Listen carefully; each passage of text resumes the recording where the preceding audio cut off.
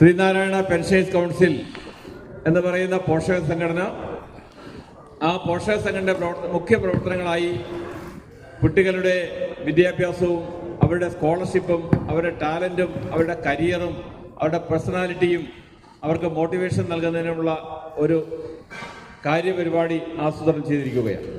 ഇവിടെ നമുക്കറിയാം, കോട്ടയം യൂണിയന്റെയും ചങ്ങനാശ്ശേരി യൂണിയന്റെയും മീനശ്ശേരി യൂണിയന്റെയും സംയുക്തമായിട്ടുള്ള ഒരു ക്യാമ്പാണ് നടക്കുന്നത്.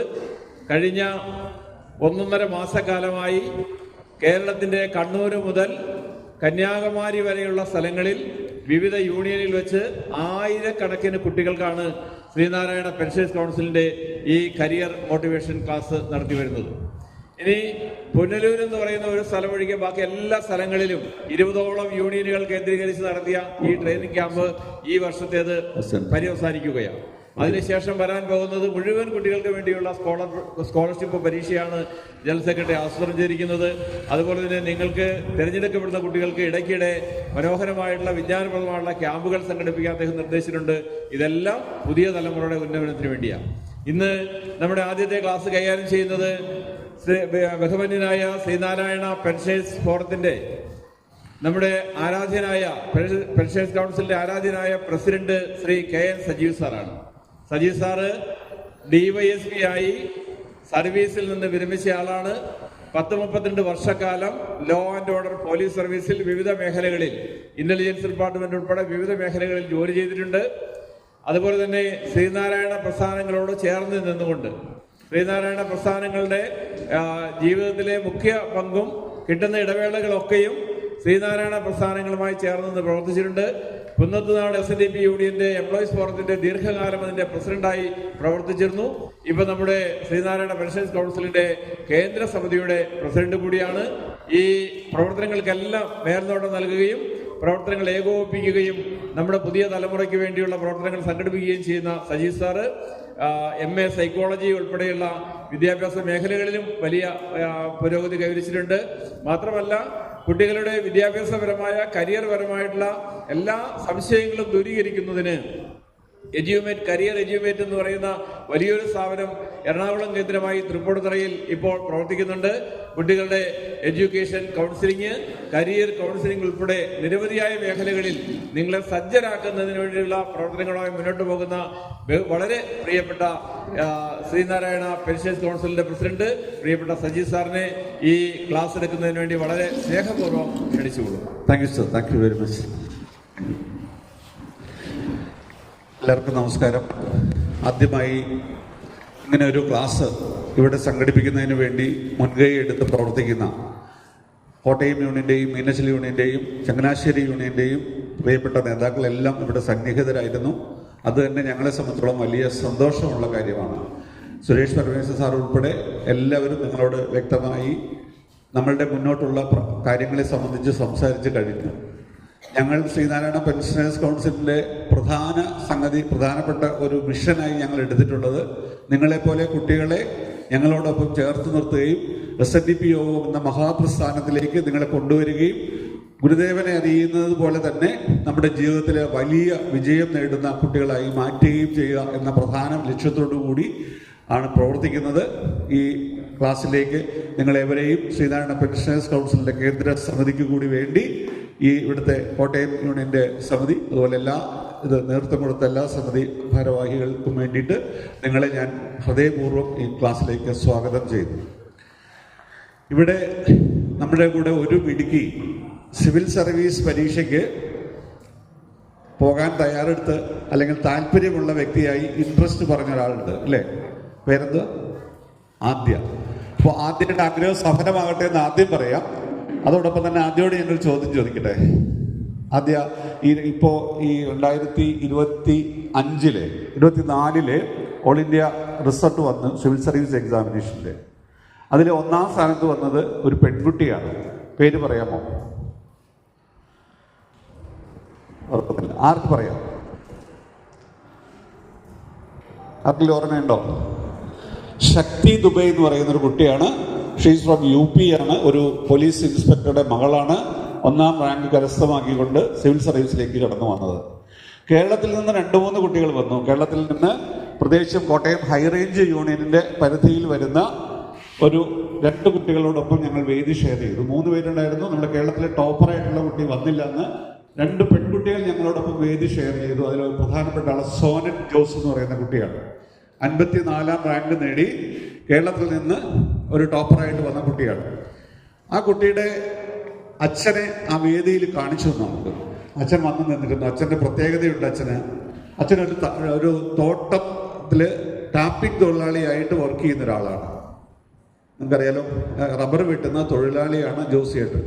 ആ ജോസിയേട്ടനെ വളരെ അഭിമാനപൂർവ്വമാണ് ആ കുട്ടി സ്റ്റേജിൽ അവതരിപ്പിച്ചത്. അദ്ദേഹത്തെ ഞങ്ങൾ കണ്ടു, ഷെയ്ക്കാൻ കൊടുത്തു, അഭിനന്ദനങ്ങളൊക്കെ പറഞ്ഞു. അതുപോലെ തന്നെ വേറൊരു കുട്ടി നസ്രിൻ എന്ന് പറയുന്ന കുട്ടി ഉണ്ടായിരുന്നു. മാർക്ക് താഴെയാണ് ആ കുട്ടിക്ക്. അതിൻ്റെ അച്ഛനൊരു അധ്യാപകനാണ്. അവരും സ്റ്റേജിൽ ഞങ്ങളോടൊപ്പം ഉണ്ടായിരുന്നു. വളരെ സന്തോഷപൂർവ്വം അഭിമാനപൂർവ്വം തങ്ങളുടെ പേരൻസിനെ വല്ലായ്മയിൽ കൂടെ നിന്നുകൊണ്ട് സപ്പോർട്ട് ചെയ്തുകൊണ്ട് വലിയൊരു വിജയത്തിലേക്ക് കൊണ്ടുപോയ പേരൻസിനെ കൂടെ കൊണ്ട് നിർത്തിക്കൊണ്ടാണ് നമ്മുടെ മുന്നിൽ നമ്മൾ കണ്ടത്, അല്ലേ? അപ്പോൾ ഇത് നമ്മളൊക്കെ IAS എന്ന് പറയുന്ന അല്ലെങ്കിൽ സിവിൽ സർവീസ് എന്ന് പറയുന്നത് ഒരു ബാല്യം കയറാ മലയാണ് എന്ന് ചിന്തിച്ചാൽ അത് അല്ല. ഇവർ 2 പേരുടെയും അനുഭവം അവർ 5ാം ക്ലാസ് മുതൽ അല്ലെങ്കിൽ ആദ്യത്തെ ക്ലാസ്സുകൾ മുഴുവൻ +2 വരെ നമ്മുടെ നാട്ടിലുള്ള സാധാരണ സ്കൂളുകളിൽ സ്റ്റേറ്റ് സിലബസിൽ പഠിച്ച കുട്ടികളാണ്. ക്ലിയർ? അപ്പോൾ അവരുടെ ആഗ്രഹം എപ്പോൾ തുടങ്ങിയെന്ന് ചോദിച്ചു കഴിഞ്ഞാൽ എപ്പോഴാണ് തുടങ്ങിയെന്ന് വെച്ചാൽ ഒരാളുടേത് 5ാം ക്ലാസ്സിലും അടുത്ത ആളുടേത് 6ാം ക്ലാസ്സിലുമായിരുന്നു ആഗ്രഹം സ്റ്റാർട്ട് ചെയ്തത്. എന്താകണമെന്ന് അവർക്ക് സോനറ്റ് ജോസിന്റെ ആഗ്രഹം, എൻ്റെ ജില്ലയിലെ കളക്ടറായി എനിക്കൊരു ദിവസം വരണം. 5ാം ക്ലാസ്സിൽ പഠിക്കുമ്പോൾ സ്വപ്നം കണ്ടു, എൻ്റെ ജില്ലയിലെ കളക്ടർ. എവിടെയായിരിക്കും? ഹൈറേഞ്ച് യൂണിയൻ ഏതിൻ്റെയാ? ഇടുക്കിയാണോ കോട്ടയാണോ? കോട്ടയം ജില്ലയാണോ? ഹൈറേഞ്ച് ഇടുക്കി ജില്ലയാണ് അല്ലേ? അല്ല കോട്ടയാന്ന് എനിക്ക് തോന്നുന്നത്. കോട്ടയത്തിൻ്റെ ബോർഡറാന്ന് എനിക്ക് തോന്നുന്നു. അപ്പം എൻ്റെ ജില്ലയിൽ കളക്ടറായി വരാൻ പറ്റുമോ കുട്ടിക്ക്? 54 വന്നാൽ പറ്റില്ലേ? കേരള കേഡറിൽ IAS കിട്ടി ആ കുട്ടിക്ക്. ആ കുട്ടിയുടെ ആഗ്രഹം സാധിക്കാൻ പറ്റും. എപ്പോൾ തുടങ്ങിയതാണ് ആഗ്രഹം? 5ാം ക്ലാസ്സിൽ. എങ്ങനെയാണ് കുട്ടിയുടെ ആ ഒരു ടേണിംഗ് പോയിന്റിലേക്ക് വന്നതെന്ന് ചോദിക്കുമ്പോൾ +2 കഴിയുമ്പോൾ ആ മോള് പോയത് സെൻട്രൽ യൂണിവേഴ്സിറ്റി ഡൽഹിയിൽ പഠിക്കാൻ പോയി. ഒരു യൂണിവേഴ്സിറ്റിയുടെ കീഴിലുള്ള ഒരു കോളേജിലാണ് അണ്ടർ ഗ്രാജുവേറ്റ് പ്രോഗ്രാം ഡിഗ്രി പഠനം നടത്തിയത്. എങ്ങനെയാണ് അങ്ങോട്ട് പോകാൻ പറ്റുന്നത്? ഈ +2 കഴിയുമ്പോൾ CUET ഒക്കെ അല്ലേ എക്സാം എഴുതണം. എത്ര പേർക്ക് അറിയാം CUET എക്സാമിനേഷൻ കുറിച്ച്? CUET എന്തിനാണുള്ളതാണ്? ആർക്ക് പറയാം? നിങ്ങളെല്ലാവരും 10ാം ക്ലാസ് 9ാം ക്ലാസ് മുതൽ 12ാം ക്ലാസ് വരെയുള്ള കുട്ടികളാണ് അല്ലേ? ശരിയാണോ? ആണോ? 10ൽ ഇപ്പം പാസ്സായിട്ട് +1 ജോയിൻ ചെയ്ത കുട്ടികളൊന്ന് കൈവക്കാവോ? ഓക്കെ. +2 പാസ്സായിട്ട് ഡിഗ്രിക്ക് പ്രവേശനം നേടാൻ നിൽക്കുന്നവർ കുറച്ച് പേരുണ്ട് അല്ലേ? ഓക്കെ. ഏതായിരുന്നു എടുത്തത്? ഹ്യൂമാനിറ്റീസ് ആയിരുന്നു +2-ന്. ഇപ്പം പിന്നെ അത് കഴിഞ്ഞെടുത്ത് BSW എടുത്തു അല്ലേ? എന്താ അതിൻ്റെ സാധ്യത, തൊഴിൽ സാധ്യത? ഹ്യൂമൻ റിസോഴ്സ് MBA ചെയ്യണം. ഇത് കഴിഞ്ഞിട്ട് BSW കഴിഞ്ഞിട്ട് MSW ചെയ്യും. എന്നിട്ട് നാട്ടിൽ തന്നെ ജോലി വേണം. വേറെ +2-കാർ പറഞ്ഞു.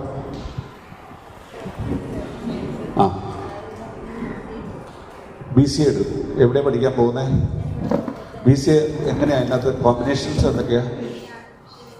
AI ഉണ്ട്, മെഷീൻ ലേണിംഗ് ഉണ്ട്. കൃത്യമായിട്ട് അറിയാം അല്ലേ? എല്ലാ വിഷയം A+ ഒക്കെ ആയിരുന്നു അല്ലേ?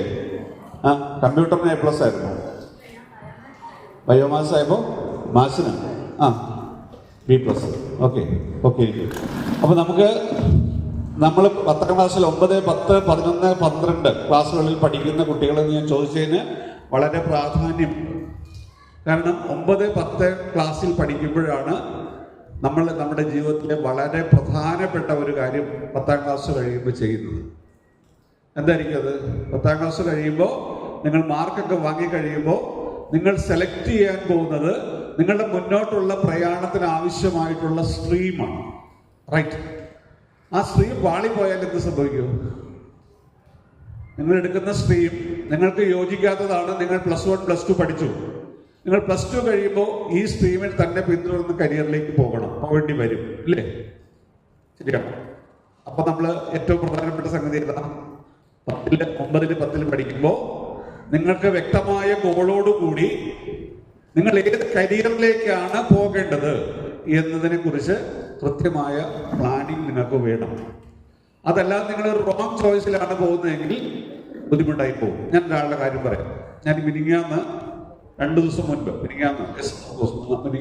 രണ്ടാമത്തെ തലേ ദിവസം ഒരു കുട്ടിയെ കൗൺസിലിംഗ് നടത്തുന്ന സാഹചര്യമുണ്ടായി. ആ മോന് 25 വയസ്സ് 26 വയസ്സായി. എനിക്ക് അവനെ കണ്ടപ്പോൾ തന്നെ വളരെ വിഷമം അനുഭവിക്കുന്ന ഒരു കുട്ടിയുടെ മുഖഭാവം എനിക്ക് തോന്നിയത്. വലിയ പ്രശ്നമുണ്ട്, വലിയ പ്രയാസത്തിലാണ്. അപ്പോൾ ഞാൻ ചോദിച്ചു, എന്താ പ്രശ്നം എന്ന് ചോദിച്ചു. സാർ, എനിക്ക് വെള്ളിയാഴ്ച ഉച്ച കഴിയുമ്പോൾ ശനി ഞായറും അവധിയാണ് 2 ദിവസം. എനിക്ക് തിങ്കളാഴ്ചയെക്കുറിച്ച് ഓർമ്മ വരും. എല്ലാ വെള്ളിയാഴ്ചയും വൈകുന്നേരം മുതൽ എൻ്റെ ചിന്ത തിങ്കളാഴ്ച വരുമല്ലോ എന്നതാണ്. എന്താ തിങ്കളാഴ്ച പ്രത്യേകത? തിങ്കളാഴ്ച എന്താ പ്രത്യേകത? വെള്ളിയാഴ്ച കഴിഞ്ഞു, ശനി ഞായറും വീട്ടിലിരുന്നോ അല്ലെങ്കിൽ പോയി അടിച്ചു പൊളിച്ചു. ബട്ട് തിങ്കളാഴ്ച എന്താ പ്രത്യേകത? തിങ്കളാഴ്ച ജോലിക്ക് പോകണം അല്ലേ? ആ ജോലിക്ക് പോകണം എന്ന കാര്യം ഭയങ്കര സ്ട്രെസ് ഉണ്ടാക്കുന്നു. അപ്പൊ ഞാൻ എന്ത് പറ്റിയെന്ന് ചോദിച്ചു. അല്ല, ഞാൻ പഠിച്ചത് MBA സ്പോർട്സ് മാനേജ്മെന്റ് ആണ്. നമുക്ക് നിങ്ങൾ ആലോചിക്കുക, +2 കൊമേഴ്സ് ആയിരുന്നു, BCom ചെയ്തു. അത് കഴിഞ്ഞ് അദ്ദേഹം ചെയ്തത് സ്പോർട്സ് മാനേജ്മെന്റ് പ്രോഗ്രാമാണ്.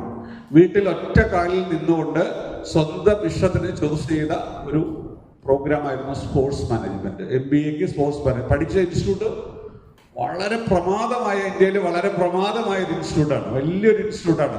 14 ലക്ഷം രൂപ മൊത്തം ചെലവ് വന്നു പഠിക്കാനായിട്ട്. 14 lakhs 2-year പ്രോഗ്രാം. ഇപ്പൊ വിഷയം എന്ന് പറയുന്നത് പുള്ളി ആ കരിയർ അല്ല തുടരുന്നത്. അവിടുന്ന് ജോലി കിട്ടാൻ മാർഗമില്ല എന്ന് പുള്ളി സ്വയം അങ്ങ് തീരുമാനിച്ച്, പുള്ളിയുടെ കൂടെയുള്ള 1-2 പേർക്ക് കൃത്യമായി ലക്ഷ്യത്തിലെത്താൻ കഴിയാത്തത് കൊണ്ട് പുള്ളി അത് ഡ്രോപ്പ് ചെയ്ത് വന്നിട്ട് ഒരു IT ഫീൽഡിൽ ജോലി ചെയ്തു. അവിടെ പറ്റിയില്ല, ബുദ്ധിമുട്ടായി. അടുത്ത സ്ഥലത്തേക്ക് മാറി. ഇപ്പോൾ അടുത്ത സ്ഥലത്തേക്ക് ഒരു അപ്പോയിൻമെന്റ് വന്നു. ഇപ്പോഴും ആൾക്ക് വലിയ പ്രശ്നമാണ്, ഭയങ്കര കൺഫ്യൂഷനാണ്. അതിലുപരിയായിട്ട് പുള്ളിക്ക് ഈ സ്ട്രെസ്, ഈ ആലോചിക്കുമ്പോൾ ഉള്ള സ്ട്രെസ്. നമ്മൾ കരിയർ ചൂസ് ചെയ്യുമ്പോൾ അങ്ങനെയാണോ വേണ്ടത്?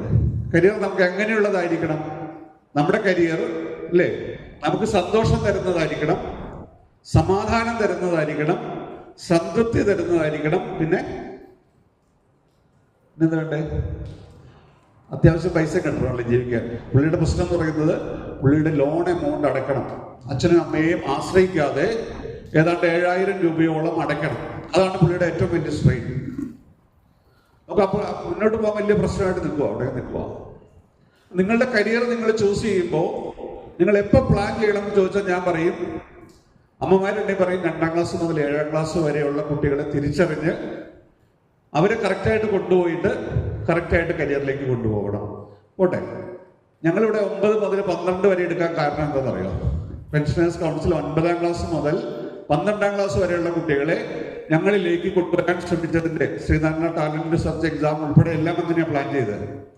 നിങ്ങൾ 9ാം ക്ലാസ്സിൽ പഠിക്കുമ്പോൾ നിങ്ങൾ 8ാം ക്ലാസ്സിലെ പാഠഭാഗങ്ങൾ പഠിച്ചു കഴിഞ്ഞ് 9ാം ക്ലാസ്സിലേക്ക് വരുമ്പോൾ നിങ്ങളെ കൃത്യമായി ഒന്ന് അസസ് ചെയ്ത് കഴിഞ്ഞാൽ നിങ്ങൾക്ക് കൃത്യമായി പോകേണ്ട വഴി എന്നാണ് കൃത്യമായി മനസ്സിലാകുകയും അതിനനുസരിച്ചുള്ള കാര്യങ്ങൾ തരികയും ചെയ്തപ്പോൾ കറക്റ്റായിട്ടുള്ള കരിയർ പാത്ത് വേയിലൂടെ നിങ്ങൾ സഞ്ചരിക്കും. കറക്റ്റായ കരിയർ വഴിയിലൂടെ, പോകേണ്ട വഴിയിലൂടെ നിങ്ങൾക്ക് സഞ്ചരിക്കാൻ പറ്റും. നിങ്ങൾ ഇവിടെ നിന്ന് കോട്ടയത്ത് നിന്ന് എറണാകുളം പോകണമെങ്കിൽ ഏറ്റവും എളുപ്പ വഴി ഏതാ അറിയാമോ? കോട്ടയം ടു എറണാകുളം ഏത് വഴി പോകും? തലയോലപ്പറമ്പ് വഴി ആണോ? അറിയത്തില്ലേ? അറിയാമോ? ആർക്കറിയാം കോട്ടയത്ത് നിന്ന് എറണാകുളത്ത് പോകാൻ കറക്റ്റ് വഴി? തലയോലപ്പറമ്പ് വഴി ക്രോസ് ചെയ്ത് എവിടെ ചെല്ലും? പിന്നെ പൂത്തോട്ടം ചെല്ലുമോ? അറിയത്തില്ല അല്ലേ? നമുക്ക് വഴി അറിയില്ലെങ്കിൽ നമ്മൾ എന്ത് ചെയ്യും? ഇപ്പൊ നാളെ നിങ്ങൾക്ക് പോകണേ നിങ്ങൾ എന്ത് ചെയ്യും? ഓഫ്കോഴ്സ് ആയിട്ട് വഴി അറിയുന്ന ഗൂഗിളിനോട് ചോദിക്കൂട്ടോ, എന്നിട്ട് അല്ലെങ്കിൽ വല്ല പുഴയിൽ ചെന്ന് ചാടും. ചിലപ്പോൾ പറയാൻ പറ്റില്ല, ചിലപ്പോൾ അവർ കറക്റ്റ് കൊണ്ടുപോകും, അല്ലെങ്കിൽ അവർ കംപ്ലീറ്റ് ഇടവഴികളിലൂടെ കയറ്റും. ഇല്ലേ, കേട്ടിട്ടുണ്ടോ? നമ്മൾ ചില സ്ഥലത്ത് പോയി നിന്ന് കഴിയുമ്പോൾ അവിടെ ചിലപ്പോൾ പുഴയായിരിക്കും, അല്ലെങ്കിൽ ഉള്ള ഇടവഴിയൊക്കെ അവർ കൊണ്ടുപോകും. കറക്റ്റായിട്ട് വഴി അറിയുന്ന ഒരാൾ നിങ്ങളോട് കൃത്യമായി പറഞ്ഞു തരിക. നിങ്ങൾ ഇവിടുന്ന് വണ്ടി എടുക്കുക, തലയിലെ പറമ്പ് ചെല്ലുക, അവിടെ നിന്ന് തിരിയുക, നേരെ എറണാകുളം പോകുന്ന റൂട്ട് ഇതാണ്, ഇവിടെ കാണിച്ചു വെച്ചിരിക്കും, നേരെ പോവുക.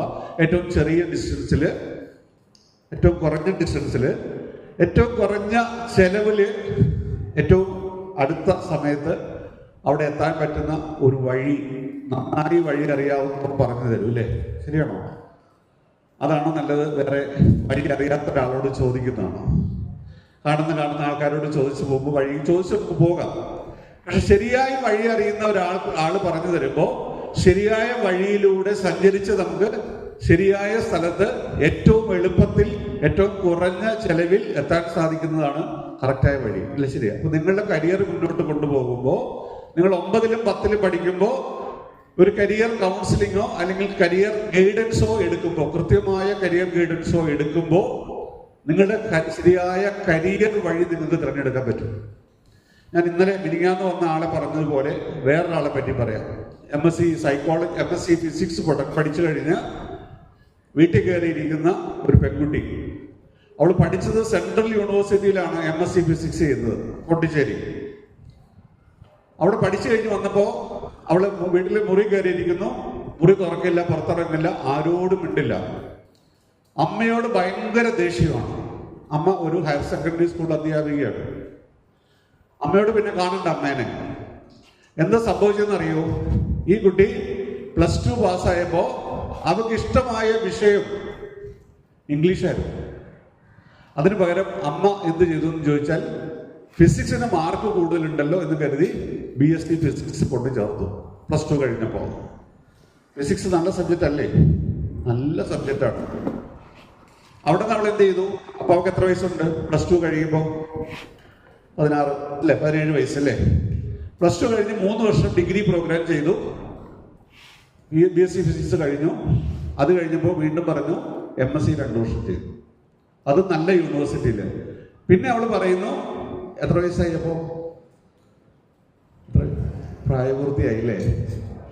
അമ്മ പറയുന്നത് കേൾക്കാതിരിക്കാനും സ്വന്തമായ തീരുമാനങ്ങൾ എടുക്കാനും ഒക്കെ ഒരു സമയം വന്നു. ആരും ഉപദേശമൊന്നും വേണ്ടാവുന്ന സമയം അല്ലേ? നമുക്ക് അങ്ങനെയല്ല, ആരും ഉപദേശിക്കൊന്നും വേണ്ടാവെന്ന് പറയും. പറഞ്ഞു, ഇനി എനിക്ക് സയൻസേ വേണ്ട, ഒരു ജോലിക്കും ഞാൻ പോകില്ല, ഞാൻ വീട്ടിലിരിക്കാം. അമ്മ ആ പ്രശ്നത്തിലായി. അപ്പൊ അങ്ങനെയാണ് വിളിച്ച് സംസാരിച്ചപ്പോൾ ഫോൺ കൊടുക്കാവോ എന്ന് ചോദിച്ചു. അവൾ ഫോൺ വാങ്ങി. പിന്നെ നമുക്കൊന്ന് ഇരിക്കാന്ന് പറഞ്ഞു. അവൾ സമ്മതിച്ചു. ഇരുന്ന് സംസാരിച്ചു. അവൾക്ക് ഇഷ്ടമുള്ള കാര്യങ്ങൾ എങ്ങനെ ചെയ്യാമെന്ന് പറഞ്ഞു കൊടുത്തു. അതിന് പോകാൻ റെഡിയായി. അതിൻ്റെ കൂടെ അവൾ MSc വരെ പഠിച്ചതല്ലേ. ഇപ്പൊ ഞാൻ പറഞ്ഞു, നിനക്ക് ഇപ്പോ ഒരു ആപ്ലിക്കേഷൻ വിളിച്ചിട്ടുണ്ട്, നല്ലൊരു പോസ്റ്റാണ്, അറിയാമോ നിനക്കത്? അപ്പൊ എന്താ? ഞാൻ പറഞ്ഞ ട്രാഫിക് കൺട്രോളിൽ അസിസ്റ്റന്റ് മാനേജർ പോസ്റ്റ് വിളിച്ചിട്ടുണ്ട്. അത് BSc ഫിസിക്സ്, BSc ഇലക്ട്രോണിക്സ്, അതുപോലെ തന്നെ ഇലക്ട്രോണിക്സ് കമ്മ്യൂണിക്കേഷൻ എഞ്ചിനീയറിംഗ്, ECE ഒക്കെ എടുത്ത കുട്ടികൾക്ക് പഠിക്കാൻ പറ്റുന്ന സാധനമാണ്, അയക്കാൻ പറ്റുന്ന സമയമാണ്. നിന്റെ ഇപ്പൊ അപേക്ഷ വിളിച്ചിട്ടുണ്ട്, നീ അവിടെ കൊടുക്കാൻ റെഡിയാണോ എന്ന് ചോദിച്ചു. അപ്പോൾ ഒരു കാര്യം, നമുക്ക് ഇതിനെക്കുറിച്ചൊന്നും ഒരു അറിവില്ല. നിങ്ങൾ ആലോചിച്ച് നോക്കണം, MSc ഫിസിക്സ് കഴിഞ്ഞ കുട്ടിക്ക് ഇങ്ങനെ ഒരു പോസ്റ്റിലേക്ക് പോകാൻ പറ്റുമോ എന്ന കാര്യത്തെക്കുറിച്ച് പോലും അറിവില്ല. സെൻട്രൽ യൂണിവേഴ്സിറ്റി പഠിച്ചത് ഞാൻ പറഞ്ഞില്ലേ, മിടുക്കിയായ കുട്ടിയാണ്. പക്ഷെ നമ്മൾ എങ്ങോട്ടാണ് കറക്റ്റ് വഴിയിൽ എങ്ങോട്ടാ പോകേണ്ടതെന്ന് കൃത്യമായ ധാരണയില്ല. കുറേ കോഴ്സ് ചെയ്ത് വെച്ചു അല്ലേ? അങ്ങനത്തെ അനവധി ആളുകളെ നിരന്തരം കാണുന്ന ഒരാളാണ് ഞാൻ. നമ്മൾ എന്ത് വേണം?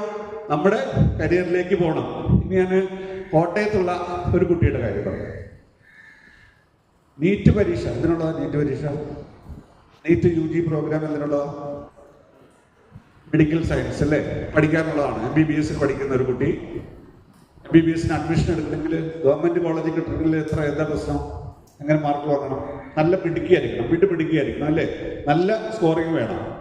മെഡിക്കൽ കോളേജിൽ പഠിക്കുന്ന കുട്ടി 1 വർഷത്തോളം പഠിക്കുന്ന സമയത്ത് പുള്ളിക്കാരത്തി പഠിത്തം നിർത്തി. 2 വർഷം വീട്ടിലിരുന്നു. എന്തിനായിരുന്നേ? എനിക്ക് വേണ്ട, എനിക്കിനി പഠിക്കേണ്ടതേ. ആരുടെ ഇഷ്ടത്തിനാണ് MBBS പോയതെന്നറിയോ? അമ്മയുടെ ഇഷ്ടത്തിനാണ്. അമ്മ പറഞ്ഞു, എൻ്റെ ആഗ്രഹമായിരുന്നു അത് സാധിക്കാതെ എനിക്ക് പറ്റിയില്ല, അതുകൊണ്ട് നീ ഒരു കാര്യം ചെയ്യ്, നീ MBBS പോകും. എത്ര വയസ്സിലാണ് തീരുമാനം എടുക്കുന്നത്? 16-17 വയസ്സ്. തീരുമാനം അമ്മ പറഞ്ഞ പിന്നെ അപ്പീലില്ലല്ലോ, സ്വാഭാവികമായിട്ട് എടുത്തു. 1 വർഷം അവിടെ ചെന്നു. അവിടെ മൃതദേഹം കണ്ടു, ശരീരത്തിൻ്റെ ഓരോ ഭാഗങ്ങൾ ഒരു കുപ്പിയിലാക്കി കൊണ്ടുവച്ചിരിക്കുന്ന കണ്ടു, ചോര കണ്ടു. ട്രോമ. പഠിക്കാൻ മുന്നോട്ട് പോകാൻ പറ്റാത്ത അവസ്ഥയിൽ വീട്ടിൽ കയറിയിരുന്ന് കൗൺസിലിംഗ് നടത്തിയ ശേഷം ആളെ അയാൾക്ക് ഇഷ്ടപ്പെട്ട കരിയറിലേക്ക് വിടുന്ന കാര്യം വന്നു. മനസ്സിലായോ? അപ്പോൾ നമ്മൾ കരിയർ എടുക്കുന്ന സമയത്ത് 9ലും 10ലും നമ്മൾ പ്രിവെൻഷൻ പീരീഡും +1 +2 പഠിക്കുന്ന റെമഡിയാണ്. കാരണം 9, 10 എടുത്ത റോങ് ചോയ്സ്, 10ാം ക്ലാസ് കഴിഞ്ഞെടുത്ത റോങ് സ്ട്രീമിൽ നിന്ന് ഇയാളെ കറക്റ്റ് വഴിയിലേക്ക് കൊണ്ടുപോകണമെങ്കിൽ വലിയ പാടാണ്. കാരണം നമ്മുടെ ചോയ്സസ് ഒക്കെ മാറും. മനസ്സിലായോ? സിവിൽ എഞ്ചിനീയറിംഗ് ഡിഗ്രി കഴിഞ്ഞ് വന്നിട്ട് 10,000 രൂപ പ്ലേസ്മെന്റ് കിട്ടി. മറ്റേ ആ പയ്യനെ പറ്റി പറയാട്ടോ. അവന്റെ ടെസ്റ്റ് കഴിഞ്ഞപ്പോൾ ആ പുള്ളിക്ക് കൊമേഴ്സുമായി യാതൊരു ബന്ധവുമില്ല. നല്ലൊരു ആർട്ടിസ്റ്റാണ്, കഴിവുള്ള ഒരാളാണ്. കൊമേഴ്സുമായിട്ട് യാതൊരു ബന്ധമുള്ള ഒരാളല്ല, ഒരു ഓൺട്രപ്രണർ ആവാൻ പറ്റുന്ന ആളല്ല. പല ഘടകങ്ങളും എല്ലാം ആർട്സിലേക്ക് മാത്രം കോൺസെൻട്രേറ്റ് ചെയ്യുന്നൊരു പയ്യനാണ്. അയാളെ കൊണ്ടുപോയി കൊമേഴ്സ് പഠിപ്പിച്ചു, ഇതൊക്കെ ചെയ്തു. അവന്റെ ഇഷ്ടത്തിന് തന്നെ അവൻ പോയതാണ്, അതുകൊണ്ട് കുഴപ്പമില്ല. സാധാരണ അല്ലെങ്കിൽ എന്ത് പറയും, അമ്മ പറഞ്ഞിട്ടല്ലേ ഞാൻ പോയേ, അല്ലെങ്കിൽ അച്ഛൻ പറഞ്ഞിട്ടല്ലേ ഞാൻ പോയേ. മക്കൾ എന്ത് തീരുമാനിക്കണം? നിങ്ങൾ തീരുമാനിക്കണം. നിങ്ങൾ തീരുമാനിക്കും മുമ്പ് നിങ്ങൾ നിങ്ങളുടെ കരിയർ കിട്ടാൻ പോകുന്നതിനെ കുറിച്ചുള്ള സാധ്യതകൾ, ഫ്യൂച്ചറായിട്ടുള്ള study prospects, study pathway കൃത്യമായി നിങ്ങൾ കണ്ടുപിടിക്കണം. 10ാം ക്ലാസ് കഴിഞ്ഞ് സ്ട്രീം എടുക്കുന്നു, +2 കഴിയുമ്പോൾ നിങ്ങളുടെ കരിയർ ചൂസ് ചെയ്യണം. കരിയർ ചൂസ് ചെയ്യുന്ന പഠനത്തിനാണ് നിങ്ങൾ പോകേണ്ടത്. അത് എപ്പോൾ നിങ്ങൾക്ക് കരിയർ വേണം, നിങ്ങൾക്ക് ഒരു ജോലിയിലേക്ക് കയറണം എന്ന് നിങ്ങൾ തീരുമാനിക്കണം. എല്ലാവർക്കും IAS ആവാൻ പറ്റുമോ? പറ്റുമോ? എല്ലാവർക്കും എഞ്ചിനീയേഴ്സ് ആവാൻ പറ്റുമോ? എല്ലാവർക്കും ഡോക്ടേഴ്സ് ആവാൻ പറ്റുമോ? അപ്പോൾ നമ്മൾ ഓരോ പൊസിഷനിലേക്ക് മാറി മാറി വരേണ്ടി വരുമ്പോൾ അവിടത്തേക്ക് എങ്ങനെ, ഏത് സ്ട്രീമിൽ പോയി എങ്ങനെ ചെയ്താൽ എത്താൻ പറ്റുമെന്ന് കൃത്യമായി നിങ്ങൾ മനസ്സിലാക്കിയിട്ടില്ല. അപ്പോൾ 9, 10 വരുമ്പോൾ നിങ്ങളുടെ സ്ട്രീം, നിങ്ങൾ എടുക്കുന്ന ഫിസിക്സ്, കെമിസ്ട്രി, മാത്സ്, എന്തിനു വേണ്ടിയിട്ടാണ് ഫിസിക്സ്, കെമിസ്ട്രി, മാത്സ് എടുക്കുന്നത്? ഫിസിക്സ്, കെമിസ്ട്രി, മാത്സ് എന്തിനുള്ള കോമ്പിനേഷനാണോ? PCA എന്താ പഠിക്കുന്നത്? സബ് പറയും. ഫിസിക്സ്, കെമിസ്ട്രി, മാത്സ്, ബയോളജി ഉണ്ടോ കൂടെ? ഇല്ല. ഇപ്പം എഞ്ചിനീയറിങ്ങിന് പോകാനുള്ള ആൾക്കാരാണ് മെയിനായിട്ട്, അല്ലേ?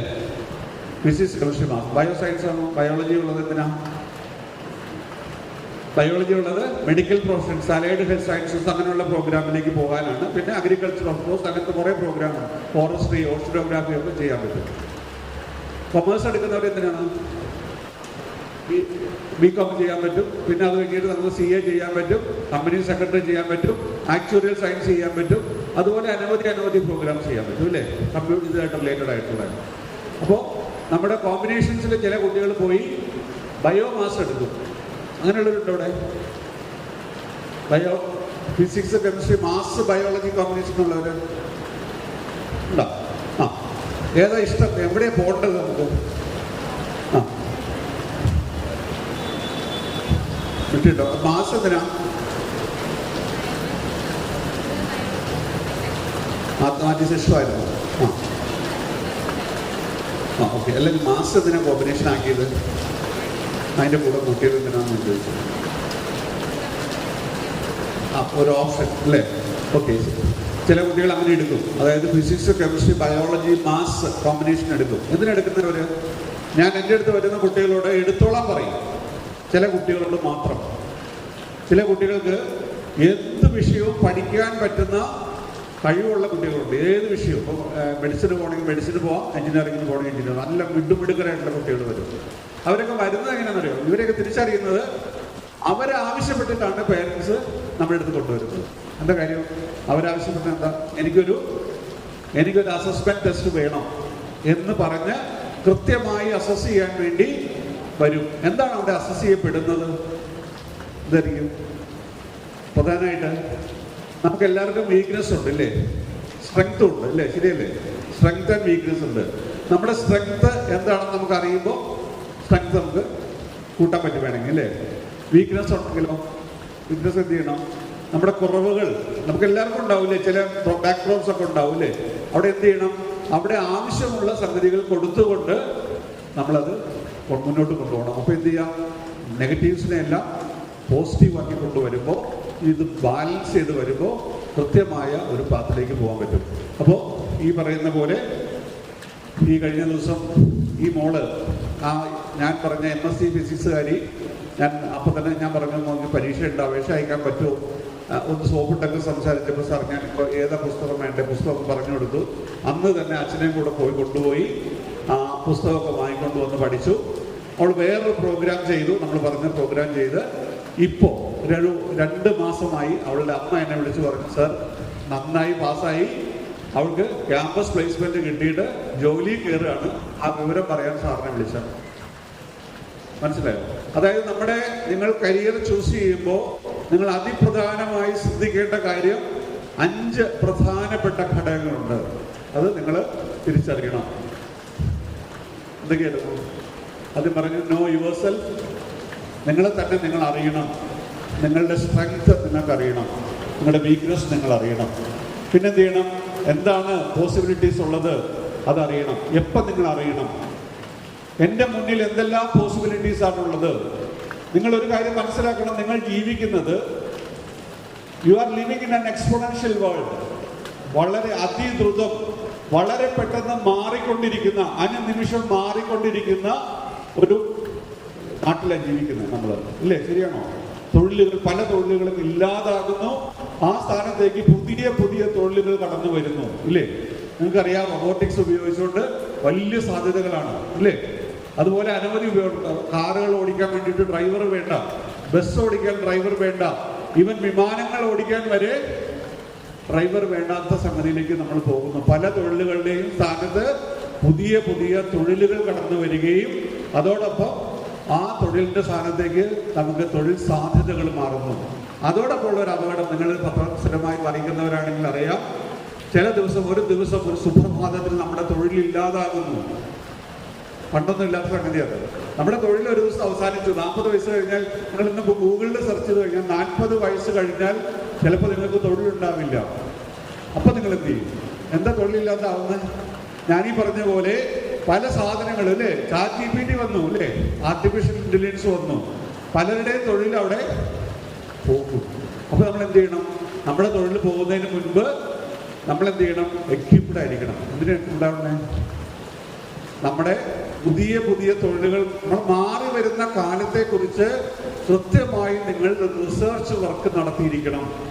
നിങ്ങളുടെ കയ്യിലേക്ക് കോവിഡ് കാലത്ത് നിങ്ങൾക്ക് വളരെ നിങ്ങളുടെ അമ്മയും അച്ഛനും ഇഷ്ടമില്ലാത്ത ഒരു സാധനം എടുത്ത് നിങ്ങളുടെ കയ്യിൽ തന്നു.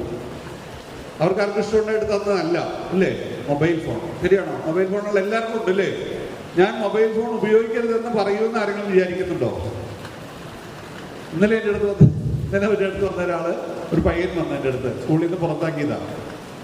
അവൻ്റെ സ്കൂളിൽ നിന്ന് പുറത്താക്കിയത് അവൻ്റെ വായിൽ, അവൻ ക്ലാസ് ടൈമിൽ അവൻ്റെ ടോയ്ലറ്റിൽ ഇരുന്ന് കിട്ടിയെന്ന് പറയുന്ന ഒരു വസ്തു എടുത്ത് വായിക്കകത്ത് വയ്ക്കുന്നത് ടീച്ചർ കണ്ടുപിടിച്ചു. അപ്പോൾ എന്ത് ചെയ്തു? സ്കൂളിൽ നിന്ന് പുറത്താക്കി. പിന്നെ എന്ത് ചെയ്തു? ഒരു കൗൺസിലറെ കണ്ട് അവരുടെ അപ്രൂവൽ വാങ്ങിയാൽ മാത്രമേ ഇനി അവന് അഡ്മിഷനുള്ളൂ. അവൻ ആദ്യമായി ചെയ്ത സംഗതിയാണ്, പക്ഷെ ഫസ്റ്റ് ടൈം അവൻ പിടിക്കപ്പെട്ടു. മനസ്സിലായോ? അപ്പോൾ ഇവിടെ നമ്മൾ പറഞ്ഞു വന്ന സ്ഥലത്തേക്ക് വരുമ്പോൾ നിങ്ങളുടെ കരിയർ എന്തായിരിക്കണം എന്നും ഈ കരിയർ സാധ്യതകൾ എന്തായിരിക്കണമെന്നും, ഞാൻ അങ്ങോട്ട് മുന്നോട്ട് പഠിക്കുമ്പോൾ എനിക്കൊരു ജോലി കിട്ടാനുള്ള സാധ്യത എന്തെന്നും, അതെവിടെയാണ് കിട്ടുക, എൻ്റെ നാട്ടിലാണോ വിദേശത്താണോ കേരളത്തിന് പുറത്താണോ എന്നൊക്കെ തിരിച്ചറിയാൻ വേണ്ടി കൃത്യമായ ഒരു റിസർച്ച് വർക്ക് നിങ്ങൾ നടത്തണം. നമ്മൾ കരിയർ ചൂസ് ചെയ്യുമ്പോൾ നമ്മൾ അത് ചെയ്യുന്നതോടൊപ്പം തന്നെ പിന്നെ എന്ത് ചെയ്യണം? എൻ്റെ ജോലി എപ്പോൾ വേണമെങ്കിലും മാറി അവിടെ വേറെ ആളുകൾ വരാൻ ചാൻസ് ഉണ്ട് എന്ന തിരിച്ചറിവ് വരുമ്പോൾ നമ്മൾ പുതിയ കാര്യങ്ങളെ കുറിച്ച് പഠിക്കണം. ശ്രീനാരായണ ഗുരുദേവൻ ആത്മോപദേശ ശതകം എന്ന കൃതിയിൽ അത് തുടങ്ങുന്നത് ഇങ്ങനെയാണ്: അറിവിലുമേറി അറിഞ്ഞിടുന്നവൻ തന്നുരുവിലുമൊത്ത് പുറത്തു മുജ്വലിക്കും, തരിവിനെ കണ്ണുകൾ 5 മുള്ളടക്കി തെരുതെരെ വീണ് വണങ്ങി ഓതിരണം പറഞ്ഞു. അറിവിലുമേറി അറിയുവാൻ വേണ്ടി പഞ്ചേന്ദ്രിയങ്ങളെയും അടക്കിക്കൊണ്ട് തെരുതെരെ വീണ് വണങ്ങി വരണം പറഞ്ഞു. നമ്മളിപ്പോ അറിവാണ് ഈശ്വരൻ എന്ന് പറയുന്ന ശ്രീനാരായണ ഗുരുദേവന്റെ മുന്നിലിരുന്നാണ് ഈ ക്ലാസ് കേൾക്കുന്നത്. അറിവ് എപ്പോഴും അനുദിനം എപ്പോഴും വർദ്ധിപ്പിക്കണം. Continuous learning is very important. ശരിയാണോ? പഠനം എപ്പോഴും ആവശ്യമാണ്. ചില കുട്ടികൾ എന്ത് ചെയ്യും? ബിടെക് കഴിഞ്ഞു, അവസാനിപ്പിച്ചു പഠനം, പിന്നെ ജോലിക്ക് വേണ്ടി ഇരിക്കുക. നടക്കുമോ? നടന്ന കൊള്ളാം, ക്യാമ്പസ് പ്ലേസ്മെന്റിലൊക്കെ ആദ്യം കയറിയ കൊള്ളാം. പല കുട്ടികളും ഡ്രോപ്പ് ഔട്ടായിട്ട് വന്ന് പുറത്ത് നിൽക്കുന്ന സമയത്ത് തിരിച്ചു കയറാൻ പറ്റാതെ സങ്കടപ്പെടുന്ന സംഗതി. ഞാൻ ആദ്യം പറഞ്ഞ സിവിൽ എഞ്ചിനീയറിംഗ് ഡിഗ്രിക്കാരൻ 10,000 രൂപ ഓഫർ വന്നപ്പോൾ അവൻ എൻ്റെ അടുത്ത് വന്ന് ടെസ്റ്റിന് വന്നു കഴിഞ്ഞപ്പോൾ ആ കുട്ടി സിവിൽ എഞ്ചിനീയറിംഗ് പഠിക്കാനുള്ള സ്കില്ലുള്ള കുട്ടിയല്ല, റോങ് കരിയർ ചോയ്സ് ആയിരുന്നു. അവസാനം പുള്ളി എന്താണ് എടുത്തു കൊടുക്കേണ്ടത്, എന്താ ചെയ്യേണ്ടത്, കണ്ണ് നിറഞ്ഞ് അമ്മയും മോനും വന്ന് നിൽക്കുന്നു നമ്മുടെ മുന്നിൽ. 10,000 രൂപ മതിയോ നമുക്ക്? വേറെ ബിടെക് കൊണ്ട് നമുക്ക് പറ്റുമോ? അപ്പൊ എന്ത് ചെയ്യണം? അവിടെ നിന്നാളെ അയാൾക്ക് പറ്റുന്ന വഴിയിലൂടെ, അയാൾക്ക് ഒരു കരിയർ കിട്ടുന്ന വഴിയിലൂടെ തിരിച്ചു വിടണം നമ്മൾ. അപ്പോൾ അത് ഈ +2 കഴിഞ്ഞ് ഗ്രാജുവേഷൻ കഴിഞ്ഞ് വരുമ്പോൾ ബുദ്ധിമുട്ടുള്ളൊരു പ്രക്രിയയാണ്. പക്ഷെ നമ്മൾ 9-10 കൃത്യമായ സ്ട്രീം ചൂസ് ചെയ്ത് കൃത്യമായ ലക്ഷ്യത്തോടെ, ഇപ്പൊ സോനറ്റ് ജോസിനെ പോലെ എനിക്ക് സിവിൽ സർവീസ് വേണം എന്ന് പ്ലാൻ ചെയ്യുമ്പോൾ ഏത് സംഗതി എടുത്ത് ഞാൻ ഏത് പ്രോഗ്രാം, എന്ത് ഡിഗ്രി പ്രോഗ്രാമാണ് ഞാൻ കംപ്ലീറ്റ് ചെയ്യേണ്ടത് എന്ന കൃത്യമായ ലക്ഷ്യത്തോടു കൂടി പോകണം. കൃത്യമായ കൺസിസ്റ്റന്റ് ആയിട്ടുള്ള ഒരു പഠന രീതി മുന്നോട്ട് കൊണ്ടുപോയാൽ മാത്രമേ പറ്റുള്ളൂ. ഇനി ഒരു സിവിൽ സർവീസ് കാര്യം പരിചയപ്പെടുത്താം. ഞാൻ എൻ്റെ അടുത്ത് വന്നപ്പോൾ അമ്മയ്ക്ക് ഭയങ്കര കോൺഫിഡൻസ് ആയിരുന്നു മോളെ കുറിച്ച്, സിവിൽ സർവീസിൽ പോകണം. അപ്പോൾ ഇവള് നല്ല ആക്റ്റീവായിട്ടാണ് വന്നത്. ടെസ്റ്റ് കഴിഞ്ഞപ്പോൾ ആൾക്ക് പറ്റിയത്, ഞാൻ സിവിൽ സർവീസ് കാണുന്നില്ലല്ലോ മോളെ എന്ന് പറഞ്ഞു. സിവിൽ സർവീസ് കാണണമെങ്കിൽ എന്തൊക്കെ വേണം? കൊടുക്കുമ്പോൾ വേണം. സിവിൽ സർവീസുകാരുടെ ഒരു ക്വാളിറ്റി പറയാമോ? എന്തൊക്കെ ചെയ്യണമെന്ന് പറയാമോ? എത്ര മണിക്കൂർ ജോലി ചെയ്യണം? 10 മണി മുതൽ 5 മണി വരെ ജോലി ചെയ്താൽ മതിയോ? എപ്പോഴും പിന്നെ എന്ത് വേണം?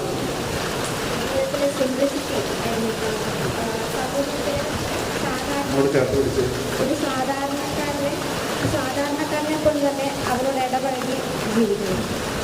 മതിയോ? അത്ര മതിയോ? ഇപ്പൊ പറഞ്ഞൊരു കയ്യടി കൊടുത്തേ, എല്ലാവരും കൂടെ നല്ലതായിട്ടൊരു കയ്യടി കൊടുക്കുക. നമുക്കൊരു പേന കൊടുക്കുന്നത് കേട്ടോ. എന്തായാലും IAS സിവിൽ സർവീസ് കിട്ടട്ടെ കേട്ടോ.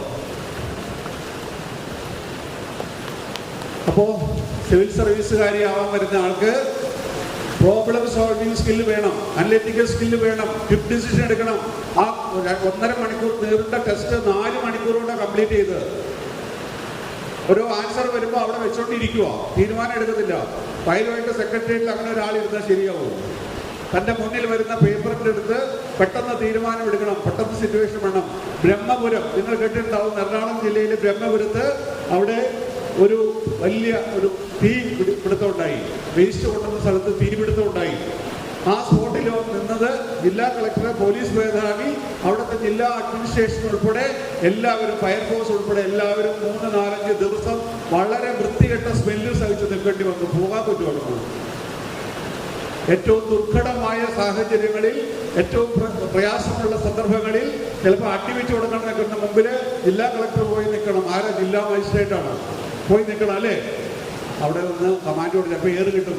അപ്പോൾ ഏത് സംഗതിയെയും, ഏത് പ്രതികൂല കാലാവസ്ഥയെയും, ഏത് പ്രതികൂല പരിസ്ഥിതികളെയും അതിജീവിച്ചുകൊണ്ട് മുന്നോട്ട് നിന്ന് 24 മണിക്കൂറും 365 ദിവസവും ജോലി ചെയ്യാൻ സന്നദ്ധതയുള്ളവർക്കേ പറ്റുള്ളൂ. അല്ലാതെ എനിക്ക് 10 മണി മുതൽ 5 മണി വരെ ജോലി ചെയ്യാനാണെങ്കിൽ ഞാൻ വേറെ പണി നോക്കണം. മനസ്സിലായോ? അപ്പോൾ സിവിൽ സർവീസിന് പോകുന്ന ആൾക്കാർ എന്ത് മനസ്സിൽ പ്ലാൻ ചെയ്യണം? എൻ്റെ ജോലിയുടെ സ്വഭാവം എന്താണ്? എൻ്റെ കരിയറിൻ്റെ സ്വഭാവം എന്താണ്? എനിക്ക് അങ്ങനെ ജോലി ചെയ്യാൻ പറ്റുമോ? എനിക്ക് അതുപോലെ നിൽക്കാൻ പറ്റുമോ? എനിക്ക് ആ നല്ല ധൈര്യത്തോടു കൂടി ഫേസ് ചെയ്യാൻ പറ്റും. പോലീസുകാർ ഞങ്ങളാണ് എന്ത് ചെയ്യണം? അടിയൊക്കെ വരുമ്പോഴത്തേക്കും അടി കൊള്ളും, നമ്മൾ അടി കൊള്ളും, അടി കൊടുക്കുകയും ചെയ്യില്ലേ? അതിനുള്ള ധൈര്യം ഇല്ലെങ്കിലോ അടി വരുമ്പോൾ ഓടി അങ്ങനെ ഉണ്ടാവും. പറ്റുമോ? IPS കാരനാവാൻ പറ്റുമോ? ഞാൻ IPS കാരനാവാൻ പോയ ഒരാളുടെ കഥ പിന്നെ പറയാം. അപ്പോൾ നമുക്ക് നമ്മുടെ ചോയ്സസ്, സെറ്റ് ഗോൾസ് ഡെവലപ്പ്, ഒരു കൃത്യമായ ഗോളും ഡെവലപ്പ്, പ്ലാനും ഡെവലപ്പ് ചെയ്ത് നമുക്ക് പോകണം. Make it happen. നിങ്ങൾ ഓരോരുത്തരും ഡിഫറൻ്റ് ആണ്, ശരിയാണോ? ഒരു വീട്ടിലെ മക്കളെല്ലാവരും വ്യത്യസ്തരായിരിക്കും ഇല്ലേ? അവിടെ എന്ത് വേണം? അവിടെ കരിയർ പേഴ്സണാലിറ്റി, ഓരോ കരിയറിനും ഓരോ കരിയർ പേഴ്സണാലിറ്റി ഉണ്ട് എന്ന് തിരിച്ചറിയണം. എന്താണ് കരിയർ പേഴ്സണാലിറ്റി? ഒരു നേഴ്സ് ആകാൻ വേണ്ടി ഒരു താല്പര്യമുള്ളവർ ആരോട് കൈവക്കിയല്ലോ? BSc നഴ്സിങ്ങിന് പോകാൻ താല്പര്യമുള്ളവര്, BSc നഴ്സിങ്ങിന് പോകുന്നവരുണ്ടോ? ആരുമില്ലേ? ഈ നേഴ്സിന് വേണ്ട, അതായത് ജനറൽ നേഴ്സിന് വേണ്ട ഒരു ക്വാളിറ്റി പറയാമോ? ക്വാളിറ്റീസ്.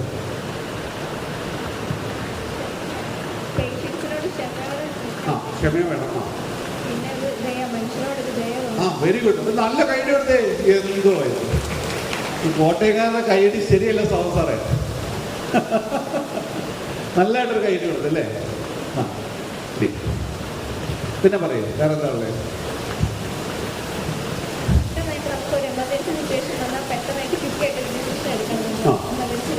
ഓക്കെ, കണ്ടോ എല്ലാവരും നല്ലൊരു നല്ല കൈയടി. 1 2 1 2 3 1 2 1 2 3 1 2 1 2 3 അല്ലേ? ശരിയായില്ല, എല്ലാവരും അടിക്കില്ല സാറേ, എല്ലാവരും കൈയടി വന്നില്ല. സോങ് സാർ വരുമ്പോഴേ ഉഷാറാവുള്ളൂ. അപ്പോൾ ഒരു നേഴ്സാകാൻ വേണ്ടിയിട്ട് അനുകമ്പ വേണം അല്ലേ? നമ്മുടെ മുന്നിൽ വരുന്ന രോഗികളോട് ഏറ്റവും അനുകമ്പാർഹമായിട്ട് പെരുമാറണം. ഗുരുദേവൻ പറഞ്ഞില്ലേ, അനുകമ്പ ഒരു പീഡ ഇരുമ്പിനും വരുത്തരുതെന്നുള്ള അനുകമ്പയും സദാ കരുണാകര നൽകുള്ളിൽ നിന്ന് തിരുമൈ വിട്ട് അകലാതെ ചിന്തയും പറഞ്ഞു അല്ലേ? നമ്മളോട് പറഞ്ഞു അനുകമ്പയുള്ളവരാകണം നേഴ്സിന്, അത് വേണം. പിന്നെയോ ഫിഫ്റ്റ് ഡിസിഷൻ എടുക്കണം. ചില സമയത്ത് വലിയ പ്രശ്നങ്ങൾ വരുമ്പോൾ അവിടെ എടുക്കണം. സ്ട്രക്ചേർഡ് ആയിരിക്കണം, കൃത്യമായി ജോലി ചെയ്യണം, സമയത്ത് മരുന്ന് കൊടുക്കണം അല്ലേ? അപ്പോൾ എന്ത് ചെയ്യണം? ഓർഗനൈസ്ഡ് ആയിരിക്കണം, പ്ലാൻഡ് ആയിരിക്കണം. കുറേ കാര്യങ്ങളുണ്ട്. ഒരു ഇൻട്രോവേർട്ട് ആണെങ്കിൽ ജനറൽ നേഴ്സ് പലർക്കും പലതാട്ടോ. പ്രധാനപ്പെട്ട നമ്മൾ സാധാരണ കോമൺ കാറ്റഗറിയിൽ നേഴ്സിലാകുമ്പോൾ അവർ ഇൻട്രോവേർട്ട് ആണെങ്കിൽ അവർക്ക് നല്ല ഏറ്റവും കൂടുതൽ സാധ്യതയുണ്ട്. അപ്പോൾ ഇൻട്രോവേർട്ട് മാത്രമല്ല, വേറെ പല ഓപ്ഷൻസ് ഉണ്ട്. അതിൽ ഇൻട്രോവേർട്ട് കൊണ്ട് ചേരുമ്പോൾ കണ്ടറിഞ്ഞ് നോക്കിക്കണ്ട് കാര്യങ്ങൾ ചെയ്യാൻ കഴിവുള്ള ആളായിരിക്കണം, വേണ്ടേ? അപ്പോൾ പല ഘടകങ്ങളും ഒരു നേഴ്സിന് വേണം. അപ്പോൾ അങ്ങനെയുള്ള ഒരു നേഴ്സിനായ എന്ത് ഗുണം കിട്ടും? ഇഞ്ചക്ഷൻ എടുക്കാൻ വരുമ്പോൾ വളരെ ചിരിച്ചുകൊണ്ട് സമാധാനിപ്പിച്ചുകൊണ്ട് നമ്മൾ പോലും അറിയാതെ ഇഞ്ചക്ഷൻ എടുക്കും അല്ലേ? അങ്ങനെയുള്ള നേഴ്സാവുമോ? എഞ്ചിനീയർ ആകണമെങ്കിലോ? എഞ്ചിനീയർ ആകണമെങ്കിൽ അതുപോലെ തന്നെ ഒരു പ്രശ്നമാണ്. ഇപ്പൊ ഈ നേഴ്സിന്റെ കാര്യം പറഞ്ഞ ഒരു ഡോക്ടർ ആകണമെങ്കിലോ എന്ത് വേണം? ഡോക്ടർക്ക് അനുകമ്പയൊക്കെ വേണം. പക്ഷേ ശരീരമൊക്കെ കീറി മുറിക്കുമ്പോൾ ഈ അനുകമ്പ ധൈര്യം വേണം അല്ലേ? പ്രസൻസ് ഓഫ് മൈൻഡ് വേണം, പല കാര്യങ്ങളും വേണം. അപ്പോൾ ഓരോ കരിയറിനും ഓരോ കരിയർ പേഴ്സണാലിറ്റി ഉണ്ട് എന്ന് നിങ്ങൾ തിരിച്ചറിയണം. ആ കരിയർ നിങ്ങൾക്ക് സ്യൂട്ട് ആകുമ്പോൾ അത് നിങ്ങൾ അനുസരിച്ചുള്ള കരിയറിലേക്ക് പോകുമ്പോൾ നിങ്ങൾക്ക് ഗുണമാകും. അധ്യാപകരാകാൻ പോകുന്ന ഒരാളോ? ആർക്ക് അധ്യാപകരാകാൻ ഇഷ്ടമുള്ള എവിടെ? കൈവയ്ക്കും കേട്ടോ, കുഴപ്പമില്ല. അറിയില്ലെങ്കിൽ ഞാൻ പറഞ്ഞുതരാൻ വേണ്ടിയിട്ടാണ് എങ്ങനെ നിങ്ങൾക്ക് ആകാൻ പോകാൻ പറ്റുന്നത്. +2 പരീക്ഷ കഴിയുമ്പോൾ നിങ്ങൾക്ക് അധ്യാപകരാകാനുള്ള ഒരു പ്രത്യേക എൻട്രൻസ് കോച്ചിങ് ഉണ്ട്, എൻട്രൻസ് ഉണ്ട്, എക്സാമിനേഷൻ ഉണ്ട്. പറയാമോ ആർക്കെങ്കിലും പറയാമോ? അധ്യാപകരാകാനായിട്ടുള്ള പഠനത്തിന് വേണ്ടി 4 വർഷത്തെ പഠനത്തിന് വേണ്ടി, അല്ലെങ്കിൽ ആ പഠനത്തിന്റെ 4 വർഷം കഴിയുമ്പോൾ കിട്ടുന്ന റിസൾട്ട് എന്തായിരിക്കും എന്ന് അറിയാൻ ആഗ്രഹമുള്ളവര്, അറിയണം എന്ന് ആഗ്രഹമുള്ളവർക്ക് കൈവയ്ക്ക്. അവർക്കറിയണ്ട? ആർക്കും അറിയണം? അമ്മമാർക്ക് അറിയണോ? ITEP, integrated teacher education program, ITEP എന്ന് പറയുന്ന എൻട്രൻസ് എക്സാം എഴുതണം നിങ്ങൾ. ഒരു കാര്യം മനസ്സിലാക്കണം, നമ്മുടെ കേന്ദ്ര സർവകലാശാലകൾ പോലെ കേന്ദ്ര ഗവൺമെന്റ് കീഴിലുള്ള വിദ്യാഭ്യാസ സ്ഥാപനങ്ങളിൽ OBC കാറ്റഗറിയിൽ അനവധി ഒഴിവുകൾ ഇവിടെ ഒഴിഞ്ഞു കിടക്കുന്നുണ്ട്. ആളില്ലാത്തതുകൊണ്ട്, നമ്മുടെ പോലെ ആൾക്കാർ ഇല്ലാത്തത് കൊണ്ട് മാത്രം അനവധി വേക്കൻസികൾ ഒഴിഞ്ഞു കിടക്കുന്നുണ്ട്. അങ്ങോട്ട് ആരും പോകുന്നില്ല. നമ്മൾ കരിയർ എന്താ, നമ്മുടെ എവിടെ ഇരിക്കുന്നതെന്ന് അന്വേഷിക്കുന്നില്ല. നമുക്ക് ഏറ്റവും കൂടുതൽ ജോലി കിട്ടുന്ന സ്ഥലം എവിടെയാണെന്ന് അറിയുന്നില്ല. നമ്മൾ എങ്ങോട്ട് പോകണം നമുക്കറിയില്ല. നമ്മളിങ്ങനെ പഠിച്ചുകൊണ്ടിരിക്കുക അല്ലേ? പഠിച്ചുകൊണ്ടിരുന്നിട്ട് അവസാനം കഴിഞ്ഞ ദിവസം ഒരു ശാഖയിൽ ക്ലാസ് എടുക്കാൻ പോയപ്പോൾ MSc കെമിസ്ട്രി കഴിഞ്ഞ് 2 വർഷം B.Ed എടുത്തിട്ട് 2 വർഷം പഠിപ്പിച്ചുകൊണ്ടിരുന്ന ഒരു ടീച്ചർ അത് വേണ്ടാന്ന് വെച്ച് PSC കോച്ചിങ്ങിന് പോവുക. ഞാൻ ചോദിച്ചു, എന്താ പരിപാടി ഇപ്പോൾ, എന്താന്ന് നിർത്തിയത്? സാർ ഞാൻ PSC കോച്ചിങ്ങിന് പോവുക. എന്ത് ജോലിക്ക് പോകുന്നത്? അതിൽ നിന്ന് കിട്ടും ഒരു ടീച്ചർ. അപ്പോൾ എവിടെ ഇരിക്കുന്ന ഒഴിവ്, വേക്കൻസി ഉണ്ടോ? സുവോളജി മറ്റേ കെമിസ്ട്രി എടുത്തു കഴിഞ്ഞപ്പോൾ ഞാൻ ആ മോളോട് ചോദിച്ചു, കെമിസ്ട്രിക്ക് എത്ര ഓപ്ഷൻസ് പിന്നീട് മോൾക്ക് എടുക്കാൻ പറ്റുമായിരുന്നു? മോള് കൃത്യമായിട്ട് ഒരു റിസർച്ച് ചെയ്തിട്ടാണോ മോളിപ്പോൾ എടുത്ത ഓപ്ഷൻ എടുത്തത്? ഞാൻ അതിന് കഴിഞ്ഞ് അവിടെ 2 കെമിസ്ട്രിക്ക് MSc കെമിസ്ട്രിക്ക് ഒരു 1ാം റാങ്കുകാരിയും ഒരു 3ാം റാങ്കുകാരിയും കൂടെ ഉണ്ടായിരുന്നു. ആ ശാഖയിൽ അവർ വിളിച്ചു മുന്നിലേക്ക് നിർത്തിയപ്പോൾ ആ 1ാം റാങ്കുകാരി വളരെ വിശദമായി എന്തെല്ലാം പ്രോഗ്രാംസ് ആ കുട്ടിക്ക് ചെയ്യാൻ പറ്റുമെന്ന് വിശദീകരിച്ച് പറഞ്ഞപ്പോൾ ആ മറ്റേ കുട്ടിയോട് പറഞ്ഞു, സാറേ ഇതെനിക്ക് അറിയില്ലായിരുന്നു, എനിക്കിങ്ങനെ ഓപ്ഷൻസ് ഉണ്ടെന്ന് എനിക്ക് അറിയില്ലായിരുന്നു. അപ്പോൾ നമ്മൾ കരിയർ ചൂസ് ചെയ്യുമ്പോൾ നമ്മൾ നമ്മുടെ കരിയർ പേഴ്സണാലിറ്റി നോക്കണം, അതുപോലെ കരിയർ ഇൻട്രസ്റ്റ് നോക്കണം. ആരായിരിക്കണം എഞ്ചിനീയേഴ്സ് ആവുന്നത്? എങ്ങനെയുള്ള ആളായിരിക്കണം എഞ്ചിനീയേഴ്സ് ആവുക? എന്ത് സ്കില്ലുള്ളവരായിരിക്കണം? മെക്കാനിക്കൽ സ്കില്ല് വേണം അല്ലേ? റിയലിസ്റ്റിക് സ്കില്ല് വേണം. ഉപകരണങ്ങൾ പ്രവർത്തിപ്പിക്കാനൊക്കെ ഉള്ള ഹാൻഡ്സ് ഓൺ ആയിട്ടുള്ള സ്കില്ലുള്ളവർക്കായിരിക്കും അത് പറ്റുന്നത് അല്ലേ? അപ്പോൾ അതിന് പറ്റിയ സ്കില്ല് നിങ്ങൾ കൊണ്ടുവന്ന് തരണം. ഞാനൊരു എഞ്ചിനീയറിംഗ് കോളേജിൽ ക്ലാസ് എടുക്കാൻ പോയപ്പോൾ ഞാൻ നേരത്തെ ചെന്നു. അപ്പോൾ ലൈബ്രറിയിൽ ഇരിക്കുമായിരുന്നു. അവിടുത്തെ എന്നെ കൊണ്ടുവന്ന സാറിൻ്റെ ഒപ്പം ഇരിക്കുക. അപ്പോൾ കുറേ കുട്ടികൾ അതിൻ്റെ പുറത്തോടെ നടക്കുന്നുണ്ട്. ആൺകുട്ടികളുണ്ട് പെൺകുട്ടികളുണ്ട്. അപ്പം ഞാൻ ചോദിച്ചു, സാറേ എന്താ ഇവരിങ്ങനെ പുറത്തോടെ നടക്കുന്നത്, ക്ലാസ് ടൈം അല്ലേ, എന്തെങ്കിലും വേറെ എന്തെങ്കിലും പ്രോഗ്രാം ഉണ്ടോ എന്ന് ചോദിച്ചു. ഇല്ല സാറേ, ക്ലാസ് പുറത്തോടെ നടക്കുന്നത്, സാറെന്ന് അതിന് കാരണം പറയാമോ, ഗസ് ചെയ്യാമോ എന്നോട് ചോദിച്ചു. അപ്പം ഞാൻ പറഞ്ഞു, ഇവർക്ക് ക്ലാസ്സിൽ ഇരിക്കാൻ പറ്റില്ല. അതെന്താ സാറ് കാര്യം പറയാൻ പറഞ്ഞു. അപ്പോൾ ഞാൻ പറഞ്ഞു, ഇവര് എഞ്ചിനീയറിംഗ് സബ്ജക്റ്റ് പഠിക്കാനായിട്ട് ഫിറ്റായ ആളുകളാകാനുള്ള സാധ്യത വളരെ കുറവാണ്. അപ്പോൾ സാർ എന്നോട് പറഞ്ഞു, സാറ് ഇതൊന്നും പറയരുത്, കോളേജിൻ്റെ പേരൊന്നും പറയരുത്, അത് പ്രത്യേകിച്ച് പറയാൻ പാടില്ലല്ലോ. എന്തുകൊണ്ടാണെന്ന് വെച്ചാൽ ആ കുട്ടിക്ക് അവർക്ക് എഞ്ചിനീയറിംഗ് അവിടെ അച്ഛനോ അമ്മയോ ആ എഞ്ചിനീയറിംഗ് കോളേജിൻ്റെ വാതിക്കലേക്ക് ചെല്ലുമ്പോൾ പിടിച്ചോണ്ട് പോയി ക്യാൻവാസ് ചെയ്ത് അവിടെ ഒരു അഡ്മിഷൻ കൊടുക്കും. അവർ എഞ്ചിനീയേഴ്സായിട്ട് വരും. അവരുടെ കൃത്യമായി അവരെ അസസ് ചെയ്യുകയോ അവർക്കത് പറ്റുമോ എന്ന് മനസ്സിലാക്കാതെ വരുന്ന കുട്ടികൾ. അതുകൊണ്ട് തന്നെ നിങ്ങളൊരു കാര്യം അറിയണം, നമ്മുടെ നീറ്റ് പരീക്ഷ കഴിഞ്ഞ് അതുപോലെ JEE എന്ന് പറഞ്ഞ വളരെ വളരെ ടഫായിട്ടുള്ള പരീക്ഷ കഴിഞ്ഞ് IIT-കളിലും അതുപോലെ മെഡിക്കൽ കോളേജിലും പഠിക്കുന്ന കുട്ടികളിൽ വലിയൊരു ശതമാനം കുട്ടികൾ പൊഴുത്തു പോകുന്നു. നിങ്ങൾ പുസ്തകം ഗൂഗിൾ സെർച്ച് ചെയ്ത് അറിയാം എത്ര കുട്ടികൾ പോയി എന്നറിയാം. IIT പഠിക്കുന്ന കുട്ടികൾ ആത്മഹത്യ ചെയ്യുന്നത് നിങ്ങൾക്കറിയാം. 1 വർഷം 10-12 കുട്ടികൾ ആത്മഹത്യ ചെയ്തു. വളരെ വളരെ പ്രയാസപ്പെട്ട IIT-യിൽ പഠിക്കാനുള്ള JEE എക്സാമിന്റെ മെയിനും അഡ്വാൻസ്ഡും കഴിഞ്ഞ് ആ കടമ്പകൾ കടന്ന് ഏറ്റവും പ്രധാനപ്പെട്ട ഇൻസ്റ്റിറ്റ്യൂട്ടുകളിൽ ഏറ്റവും നല്ല ഇൻസ്റ്റിറ്റ്യൂട്ടിൽ പഠിക്കുന്ന കുട്ടിക്ക് സമ്മർദ്ദം താങ്ങാനാകാതെ പോയി ജീവിതം അവസാനിപ്പിക്കുന്ന സിറ്റുവേഷൻ, അല്ലെങ്കിൽ ആ പഠനം കിറ്റ് ചെയ്ത് പോകുന്ന സിറ്റുവേഷൻ വരുന്നു. പിന്നെ എന്ത് സംഭവിക്കും? അത് ഈ കരിയർ പോയില്ലേ, ജീവിതം പോയി. അപ്പൊ നിങ്ങൾ എന്ത് ചെയ്യണം? വളരെ സൂക്ഷ്മതയോട് കൂടിയിട്ട് അപ്പൊ നിങ്ങളുടെ കരിയർ ഇൻട്രസ്റ്റ് അറിയണം, ദെൻ നിങ്ങളുടെ സ്കിൽസ് ആൻഡ് എബിലിറ്റീസ്. നമുക്ക് ഓരോ കരിയറിനും പ്രത്യേകം സ്കിൽസ് വേണ്ട. ഓരോ കരിയർ നന്നായി കൊണ്ടുപോകാനായിട്ട് അല്ലേ? മോള് പറഞ്ഞ് സംസാരിക്കണം, നന്നായി സംസാരിക്കാൻ കഴിയണം. ഒരു കളക്ടർ ആണെങ്കിൽ നന്നായി സംസാരിക്കാൻ കഴിയണം. ഒരു ടീച്ചറാണെങ്കിലോ നന്നായി പഠിപ്പിക്കാൻ കഴിയണം. അനുകമ്പയുള്ളതായിരിക്കും ടീച്ചർ. എൻ്റെ മുന്നിലിരിക്കുന്ന കുട്ടികൾ എൻ്റെ കുട്ടികളെ പോലെ ഉള്ളവരാണെന്ന് തിരിച്ചറിഞ്ഞുകൊണ്ട് അവരോട് സ്നേഹപൂർവ്വം അനുതാപപൂർവ്വം അവരോട് ഇടപെടാനും അവരെ ചേർത്ത് പിടിക്കാനും കഴിയുമ്പോഴാണ് ടീച്ചർ തന്നെ ടീച്ചറാവുക അല്ലേ? അതുപോലെ നമുക്ക് കമ്മ്യൂണിക്കേഷൻ സ്കില്ല് വളരെ പ്രധാനപ്പെട്ടതാണോ? ന്യൂമറിക്കൽ സ്കില്ല്, വെർബൽ സ്കില്ല്, അതുപോലെ തന്നെ നമുക്ക് എന്റർപ്രൈസിംഗ് സ്കില്ല്, പല സ്കില്ലുകളുണ്ട്. ലീഡർഷിപ്പ് സ്കില്ല് പറഞ്ഞാൽ വളരെ പ്രധാനപ്പെട്ടതാണ്. സിവിൽ സർവീസിന് പോകുമ്പോൾ നമുക്ക് വേണ്ട ഏറ്റവും പ്രധാനപ്പെട്ട സ്കില്ലാണ് ഈ പറയുന്ന സംഗതി. ഇനി അടുത്തൊരു സ്കില്ല് നമ്മുടെ ലേണിംഗ് സ്റ്റൈലാണ്. നിങ്ങളുടെ പഠനം, നിങ്ങൾ എങ്ങനെയാണോ പഠിക്കുന്ന രീതി, അത് വളരെ പ്രധാനമാണ്. നിങ്ങളുടെ കരിയറിലേക്ക് പോകുന്ന സമയത്ത് നിങ്ങൾക്ക് അതിന് സ്യൂട്ടായിട്ടുള്ള കരിയർ എടുക്കുമ്പോൾ ഏറ്റവും നന്നായി നിങ്ങൾക്ക് മിടുക്കരായി പഠിച്ച് വരാൻ സാധിക്കും. ഇപ്പോൾ ലേണിംഗ് സ്റ്റൈൽ അസസ്മെന്റ് നടത്തണം. പിന്നെ വാല്യൂസ് ആൻഡ് മോട്ടിവേഷൻ.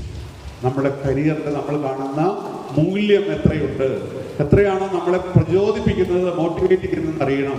ഞാൻ ഒരാളുടെ കാര്യം പറയാം. ഈ 2024 ഓൾ ഇന്ത്യ സർവീസിൽ റിസൾട്ട് വന്നപ്പോൾ 23ാം റാങ്കുകാരൻ തമിഴ്നാട്ടിൽ നിന്നുള്ള ശിവചന്ദ്രൻ എന്ന് പറയുന്ന കുട്ടിയാണ്. ശിവചന്ദ്രൻ, നിങ്ങൾ അങ്ങനെ ഇന്റർവ്യൂ ഗൂഗിളിൽ കാണാം. പുള്ളിയോട് ചോദിച്ചു, നിങ്ങൾ കമ്പനി സെക്രട്ടറിയാണ്, ചാർട്ടേഡ് അക്കൗണ്ടന്റ് ആണ്, പിന്നെ എന്തിനാണ് നിങ്ങൾ സിവിൽ സർവീസിലേക്ക് വരുന്നത്? എന്തായിരിക്കും? കമ്പനി സെക്രട്ടറി ഇഷ്ടംപോലെ പൈസ കിട്ടത്തില്ലേ? CA-കാരന് ഇഷ്ടംപോലെ പൈസ കിട്ടില്ലേ? ഓരോ ഒപ്പിനും കാശാണ് അല്ലേ? അതുപോലെ 10 മണി മുതൽ 5 മണി വരെ ജോലി ചെയ്താൽ മതി. പുള്ളിയുടെ സ്വന്തം ഓഫീസാണെങ്കിൽ ഇഷ്ടമുള്ളപ്പോൾ പോയാൽ മതി. ഒപ്പിടാനുള്ള സാധനം സ്റ്റാഫ് വീട്ടിൽ കൊണ്ടു കൊടുക്കുമ്പോൾ അതിൻ്റെ അടിയിൽ പുള്ളിയുടെ ഒരു ഒപ്പ് മാത്രം മതി. അങ്ങനെ ഒരാളെ നിങ്ങൾ എന്തിനാണ് സിവിൽ സർവീസിലേക്ക് വരുന്നത് എന്നായിരുന്നു ചോദ്യം. അപ്പൊ അദ്ദേഹം പറഞ്ഞു, എനിക്ക് 2008 മുംബൈ തീവ്രവാദി ആക്രമണം ഉണ്ടായ സമയത്ത് അവിടെ NSC കമാൻഡോസ് താജ് ഹോട്ടലിൽ നടത്തിയ ആ ഓപ്പറേഷൻ ഞാൻ കണ്ടു. ആ ഓപ്പറേഷൻ കണ്ടപ്പോൾ ഞാൻ അന്ന് തീരുമാനമെടുത്തു, എനിക്ക് നമ്മുടെ ഈ രാജ്യത്തെ ഇന്ത്യൻ പോലീസ് സർവീസിലെ ഒരു ഓഫീസറായി ജോയിൻ ചെയ്യണം. എനിക്ക് എൻ്റെ നാടിനെ സേവിക്കണം, എൻ്റെ നാട്ടുകാരെ സേവിക്കണം. അവരുടെ മുന്നിൽ എനിക്ക് എല്ലാ രീതിയിലും 24 മണിക്കൂറും 365 ദിവസവും സേവനം ആവശ്യമുള്ള ഒരു വ്യക്തിത്വമായി എനിക്ക് പോലീസ് സർവീസ്. നിങ്ങൾക്കറിയാം, 23 ടോപ്പ് റാങ്ക് തമിഴ്നാടാണെങ്കിൽ അയാൾ കളക്ടർ, ജില്ലാ കളക്ടർ ആകാൻ അല്ലെങ്കിൽ സിവിൽ സർവീസിൽ IAS-കാരനാകാനായിട്ടുള്ള അർഹതപ്പെട്ടയാള് എനിക്ക് IPS മതി എന്ന് പറഞ്ഞുകൊടുക്കുന്ന ആ മൂല്യവും വാല്യൂസും ഒക്കെയാണ് പ്രധാനപ്പെട്ടത്. അപ്പൊ ഇത് നമുക്ക് വളരെ പ്രധാനപ്പെട്ടതാണ്. നമ്മുടെ ഒരു കരിയറിനെ സമീപിക്കുമ്പോൾ എൻ്റെ കരിയർ ഞാൻ ഏറ്റവും ഇഷ്ടത്തോടു കൂടി ചെയ്യും. അത് 365 ദിവസവും 24 മണിക്കൂറും എനിക്ക് ഇഷ്ടമുള്ള ഒരു കാര്യമായി ഞാൻ അതിനെ കൊണ്ട് നടക്കുമെന്ന് പറയുമ്പോൾ ആൻസർ അവിടെ പ്രതീക്ഷിക്കുന്നത് അതാണ്. വേണോ? അല്ലാത്തവർക്ക് എന്ത് പറ്റും? അങ്ങനെ അല്ലെങ്കിൽ അങ്ങോട്ട് എത്താൻ പറ്റില്ല. നമ്മളുടെ ഓരോരുത്തർക്കും അങ്ങനെയുണ്ട്. ഞാൻ ആദ്യം പറഞ്ഞ മോന് അങ്ങനെ അല്ലാതെ വരുന്നത് കൊണ്ടാണ് വെള്ളിയാഴ്ച ദിവസം ഉച്ച കഴിയുമ്പോൾ തിങ്കളാഴ്ചയാകുമല്ലോ, വരുന്നു തിങ്കളാഴ്ച വരുന്നു എന്ന് 2 ദിവസം ആഹ്ലാദിക്കാൻ സമയമുള്ളപ്പോൾ പോലും തിങ്കളാഴ്ചയെക്കുറിച്ച്, തിങ്കളാഴ്ച രാവിലെയെക്കുറിച്ച് ആലോചിക്കുന്ന അവസ്ഥയിലേക്ക് പോകുന്നത്. നമ്മുടെ കരിയർ എന്താവണം? നമുക്ക് ഇഷ്ടമുള്ളതാവണം, നമുക്ക് സന്തോഷപൂർവ്വം ചെയ്യാൻ പറ്റുന്നതാകണം. നമ്മൾ പഠിക്കുന്നത് പോലെ കഷ്ടപ്പെട്ട് പഠിക്കാതെ ഇഷ്ടപ്പെട്ട് പഠിക്കണം, അല്ലേ? നിങ്ങൾക്ക് ഇഷ്ടമുള്ള വിഷയം നിങ്ങൾ ചൂസ് ചെയ്ത് പഠിക്കുമ്പോൾ, നിങ്ങൾ ഇഷ്ടമുള്ള കരിയറിലേക്ക് പോകാനായി ഓരോ വിഷയം ചൂസ് ചെയ്യുമ്പോൾ നിങ്ങൾക്ക് വിഷമമുണ്ടാവും, കഷ്ടപ്പാടുണ്ടാവുമോ? നിങ്ങൾ തിരഞ്ഞെടുത്ത വിഷയം നിങ്ങളുടെ ഇഷ്ടപ്പെട്ട വിഷയമാകുമ്പോൾ, നിങ്ങൾക്ക് ഇഷ്ടപ്പെട്ട കരിയറിലേക്ക് നിങ്ങൾ ആ വഴി പോകുമ്പോൾ നിങ്ങൾക്ക് സന്തോഷത്തോടു കൂടി, സമാധാനത്തോടു കൂടി, സംതൃപ്തിയോടുകൂടി അത്യാവശ്യം പൈസ കിട്ടുന്ന ഒരു തൊഴിലിലേക്ക് പോകാൻ സാധിക്കണമെങ്കിൽ നിങ്ങൾ കൃത്യമായി നിങ്ങളെ തന്നെ നിങ്ങൾ അറിയണം. നിങ്ങളുടെ സ്ട്രെങ്ത് അറിയണം, നിങ്ങളുടെ വീക്ക്നെസ് അറിയണം, നിങ്ങൾക്ക് മുന്നോട്ടുള്ള പോസിബിലിറ്റീസ് അറിയണം. അടുത്ത 10 വർഷം അല്ലേ, നിങ്ങൾ പഠിച്ചു വരുമ്പോൾ അടുത്ത 5 വർഷം 10 വർഷമൊക്കെ കഴിയുമ്പോൾ എനിക്ക് എവിടെയാണ് തൊഴിൽ സാധ്യതയുള്ളത്, എനിക്ക് ഏതൊക്കെ മേഖലയിലേക്ക് കടന്നു ചെല്ലാൻ പറ്റും എന്ന് കൃത്യമായി നിങ്ങൾ ഒരു റിസർച്ച് വർക്ക് നടത്തണം. നിങ്ങളുടെ ആ വ്യക്തമായ ഗോൾ ഉണ്ടാവണം. സോമൻ സാർ പറഞ്ഞുതരും, ഗോളിനെ കുറിച്ചൊക്കെ പറഞ്ഞുതരും. അപ്പോൾ ഈ പ്രധാനപ്പെട്ട 5 ഘടകങ്ങൾ നമുക്ക് വേണം. നമുക്ക് ഹയസ്റ്റ് സാലറി നമ്മൾ വിചാരിക്കുന്ന ജില്ലാ കളക്ടർക്കാണോ? അതിനേക്കാൾ കൂടുതൽ സാലറി വാങ്ങുന്ന ആൾക്കാരുണ്ടല്ലേ ഇവിടെ? എഞ്ചിനീയറിങ്ങിനും മെഡിസിനും പോകുന്നവരെക്കാൾ കൂടുതൽ ഓരോ മാസവും സാലറി വാങ്ങുന്ന ക്ലാസ്സിൽപ്പെട്ട ആളുകളുണ്ട്. ആരാ നിങ്ങൾക്ക് പറയാം? അഗസ്യാവോ? വലിയ ശമ്പളം വാങ്ങുന്ന ആൾക്കാർ. കൊമേഴ്സ് പഠിച്ചാൽ മതി. എല്ലാവരും സയൻസ് മറ്റേ എഞ്ചിനീയർ ആവണം, ഡോക്ടർ ആവണം എന്നൊക്കെ പറഞ്ഞ് പഠിപ്പിക്കുമ്പോൾ കൊമേഴ്സ് എടുത്താൽ സാധ്യത, വലിയ സാധ്യതകളുണ്ട് അല്ലേ? ഹ്യൂമാനിറ്റീസ് എടുത്താൽ സാധ്യതയുണ്ട്. ഹ്യൂമാനിറ്റീസ് എടുത്തിട്ടുള്ള എത്ര പേരുണ്ട് ഇവിടെ? ഹ്യൂമാനിറ്റീസ് എന്താ സാധ്യത? ഹ്യൂമാനിറ്റീസുകാർക്ക് BSW അല്ലേ, MSW, അത് കഴിഞ്ഞിട്ട് ഓപ്ഷൻസ് ഉണ്ട്. എവിടം വരെ പോകാൻ പറ്റും? എനിക്ക് എപ്പോഴാണ് ജോലി വേണ്ടത്? ഞാൻ 18 വയസ്സ് കഴിഞ്ഞ് 21 വയസ്സിലെ ഡിഗ്രി പൂർത്തിയാക്കുമ്പോൾ എനിക്ക് ജോലി വേണോ? അതോ ഞാൻ 2 വർഷം കൂടെ പഠിച്ചിട്ട് ജോലി വേണോ? അതോ ഞാൻ വീണ്ടും ഡോക്ടറേറ്റ് എടുത്തിട്ട് ജോലി വേണോ? അപ്പോൾ നമ്മൾ എന്ത് ചെയ്യണം? കൃത്യമായ പ്ലാനിങ് നിങ്ങൾക്ക് ഉണ്ടാവണം. എല്ലാവർക്കും ഞാൻ ആദ്യം പറഞ്ഞ പോലെ എല്ലാവർക്കും നമുക്ക് എന്ത് പറ്റില്ല? എഞ്ചിനീയർ ആവാൻ പറ്റില്ല, എല്ലാവർക്കും ഡോക്ടർ ആവാൻ പറ്റില്ല, എല്ലാവർക്കും IAS-കാരാവാൻ പറ്റില്ല. ഇതൊക്കെ ശരിയാണ്. ഇവിടെ ഈ 3 പേർ 4 പേർക്ക് എന്താവണം? നിങ്ങൾക്ക് എന്താവണം? മൊബൈലിൽ സമയം നോക്കിയിരിക്കണം. 24 മണിക്കൂർ മൊബൈലിൽ, 8 മണിക്കൂർ മൊബൈലിൽ നോക്കിയിരിക്കുന്ന കുട്ടിയെ എൻ്റെ അടുത്ത് കൊണ്ടുവന്നു. 5 മിനിറ്റിൽ കൂടുതൽ അവന് കണ്ണടച്ചിരിക്കാൻ പറ്റില്ല. 5 മിനിറ്റിൽ കൂടുതൽ ഇരിക്കാൻ പറ്റില്ല. ഇങ്ങനെ കണ്ണിങ്ങനെ കിടന്ന് പിടച്ചോണ്ടിരിക്കും, ചാടി ഇടിക്കും, നോക്കും. എന്തുകൊണ്ട് അതിൻ്റെ പണി? വീട്ടിൽ അമ്മയോട് വിളിച്ചു. അമ്മ പറഞ്ഞു, സാറേ ഏത് സമയം മൊബൈലിലാണ്. നിങ്ങൾ അവിടെ ഇരിക്കുന്നതുകൊണ്ട് എനിക്ക് അഭിപ്രായ വ്യത്യാസമില്ല, പക്ഷേ മൊബൈൽ എടുക്കുകയാണെങ്കിൽ നിങ്ങളൊരു കാര്യം ചെയ്യുക, ഇവിടെ നിന്ന് പുറത്തു പോകും. എന്താ നിങ്ങൾ നോക്കുന്നത്? എന്താ? ഞാൻ എല്ലാ മതസ്ഥരുടെയും സ്ഥാപനങ്ങളിൽ അല്ലെങ്കിൽ അവർ അറേഞ്ച് ചെയ്യുന്ന ക്ലാസ്സുകളിൽ പങ്കെടുക്കുന്ന ആളാണ് ഞാൻ, സോമൻ സാറൊക്കെ. ഇഷ്ടംപോലെ വേദികൾ ക്ലാസ് എടുക്കുന്ന ആളാണ്. ഇവിടെ വന്ന് ഒരു പൈസ വാങ്ങാതെ കഷ്ടപ്പെട്ട ഞാൻ എൻ്റെ സർവീസിലോ മറ്റു ഫീൽഡിലൊക്കെ ചെയ്യാത്ത പോലെ ബസ്സിൽ കയറി, നിങ്ങളറിയാം, ഒരു 25 കിലോ വെയിറ്റുള്ള ബാഗ് തൂക്കി പിടിച്ചിവിടെ വന്നതാണ്. മനസ്സിലായോ? ഞങ്ങളൊരു പ്രതിഫലം പറ്റിയിട്ടല്ല നിങ്ങളുടെ അടുത്ത് വന്ന് നിൽക്കുന്നത്. അപ്പോൾ നിങ്ങൾ എന്ത് ചെയ്യണം? ഞാൻ പറഞ്ഞ മറ്റ് മതസ്ഥരുടെ ക്ലാസ് എടുക്കാൻ പോകുന്ന സമയത്ത്, പ്രത്യേകിച്ച് ഒരു സമുദായത്തിന്റെ ഒരു ക്ലാസ് എടുക്കാൻ പോയ സമയത്ത് നല്ല AC ഹാളിൽ 60 കുട്ടികൾ ആ ക്ലാസ് എടുക്കാൻ കേൾക്കാനിരുന്നു. 120 കണ്ണുകൾ എന്നിൽ മാത്രം. ആ 120 കണ്ണുകൾ ഒരു കണ്ണ് തുറന്നു പോയില്ല. ആ 120 കണ്ണുകൾ എന്റെ മുഖത്ത് മാത്രം. ഞാൻ എന്താണ് പറയുന്നത് കേട്ടാൽ ആകാംക്ഷയോടെ കാത്തിരുന്ന് കേട്ട കുട്ടികൾ, അവർക്ക് വിജയമുണ്ട്. ഞാൻ ഏത് സമുദായം പറയണോ? ഇവിടെ ഇപ്പൊ ഏറ്റവും കൂടുതൽ മുന്നിൽ പോകുന്ന ആൾക്കാര് നമ്മുടെ കുട്ടികൾ വരത്തില്ല. ഇതുവരെ ക്ലാസ് എടുക്കാൻ വരില്ല, ഫ്രീ ആയിട്ട് ക്ലാസ് എടുക്കാൻ വരത്തില്ല. എന്നോട് വരാതെ വീട്ടിൽ കഴിഞ്ഞ് TV കാണും, മൊബൈൽ കാണും. ഒരു കരിയറിന്റെ ക്ലാസ്സിൽ വരുമ്പോൾ എന്തെങ്കിലും നിങ്ങൾക്ക് കിട്ടുമോ? പുതിയ പുതിയ അറിവുകളായിരിക്കും നമുക്ക് കിട്ടുന്നത്. നിങ്ങളെല്ലാ അവസരവും ഉപയോഗിക്കണം. ഞങ്ങളുടെ ശ്രീനാരായണ ടാലന്റ് സെർച്ച് എക്സാമിനേഷൻ നടത്തിയപ്പോൾ അതിൽ 90-ൽ മേലെ മാർക്കുള്ള 4 കുട്ടികളേ ഉള്ളൂ. നിങ്ങൾ ക്യാമ്പിന് വിളിക്കാൻ വേണ്ടിയിട്ടാണ്. ശ്രീനാരായണ ടാലന്റ് സെർച്ച് എക്സാമിനേഷനിൽ മാർക്ക് കൂടുതൽ കിട്ടിയ കുട്ടികളെ പല തരത്തിലായിട്ട് തിരിച്ചുകൊണ്ട് ഒരു ക്യാമ്പിലേക്ക് 2 ദിവസത്തെ ക്യാമ്പിലേക്ക് കൊണ്ടുപോകാൻ വേണ്ടി ഞങ്ങൾ ശ്രമിക്കുകയാണ്. അതിനുവേണ്ടി എടുത്തപ്പോൾ 4 കുട്ടികളേ ഉള്ളൂ, 90 മേലെയുള്ള സാറേ, ഓൺലി 4 പീപ്പിൾ നമ്മുടെ കൂട്ടത്തിൽ നിന്ന്. SNDP യോഗത്തിന്റെ ഫുൾ ഫോം അറിയാത്ത, ഇപ്പൊ SNDP യോഗത്തിന്റെ ജനറൽ സെക്രട്ടറി ആരെന്ന് അറിയാത്ത, അല്ലെങ്കിൽ SNDP യോഗം രൂപീകരിച്ച കാര്യങ്ങളെ കുറിച്ച് അറിയാത്ത നമ്മുടെ തലമുറ. അതോടൊപ്പം തന്നെ എന്താ, നമ്മുടെ മൊബൈലിലും മറ്റു സംഗതികളിലും വ്യാപൃതമായിരിക്കും. അതാ പറഞ്ഞത്, കോവിഡ് കാലത്ത് നിങ്ങളുടെ കയ്യിലേക്ക് അച്ഛനും അമ്മയും എടുത്തു വെച്ച് തന്ന മൊബൈൽ ഫോൺ എന്ന് പറയുന്ന സാധനം നിങ്ങൾക്ക് ഉപയോഗിക്കാം. പക്ഷെ അത് നിങ്ങളുടെ സ്റ്റഡി പർപ്പസിന് വേണ്ടിയിട്ടായിരിക്കണം. നിങ്ങൾ പുതിയ പുതിയ കാര്യങ്ങൾ എക്സ്പ്ലോർ ചെയ്യാൻ വേണ്ടിയിട്ടായിരിക്കണം. അറിവിന്റെ വലിയൊരു ലോകമാണ് നിങ്ങളുടെ കയ്യിലേക്ക് വെച്ച് തന്നിരിക്കുന്നത് എന്ന് തിരിച്ചറിഞ്ഞുകൊണ്ട് പുതിയ പുതിയ കാര്യങ്ങളെ കുറിച്ച് പറയാൻ, ആദ്യം പറഞ്ഞ പോലെ അറിവിലുമേറി അറിയാൻ വേണ്ടി ആ ടൂളിനെ ഉപയോഗിക്കണം. അപ്പൊ നിങ്ങൾക്ക് വിജയിക്കാൻ പറ്റും.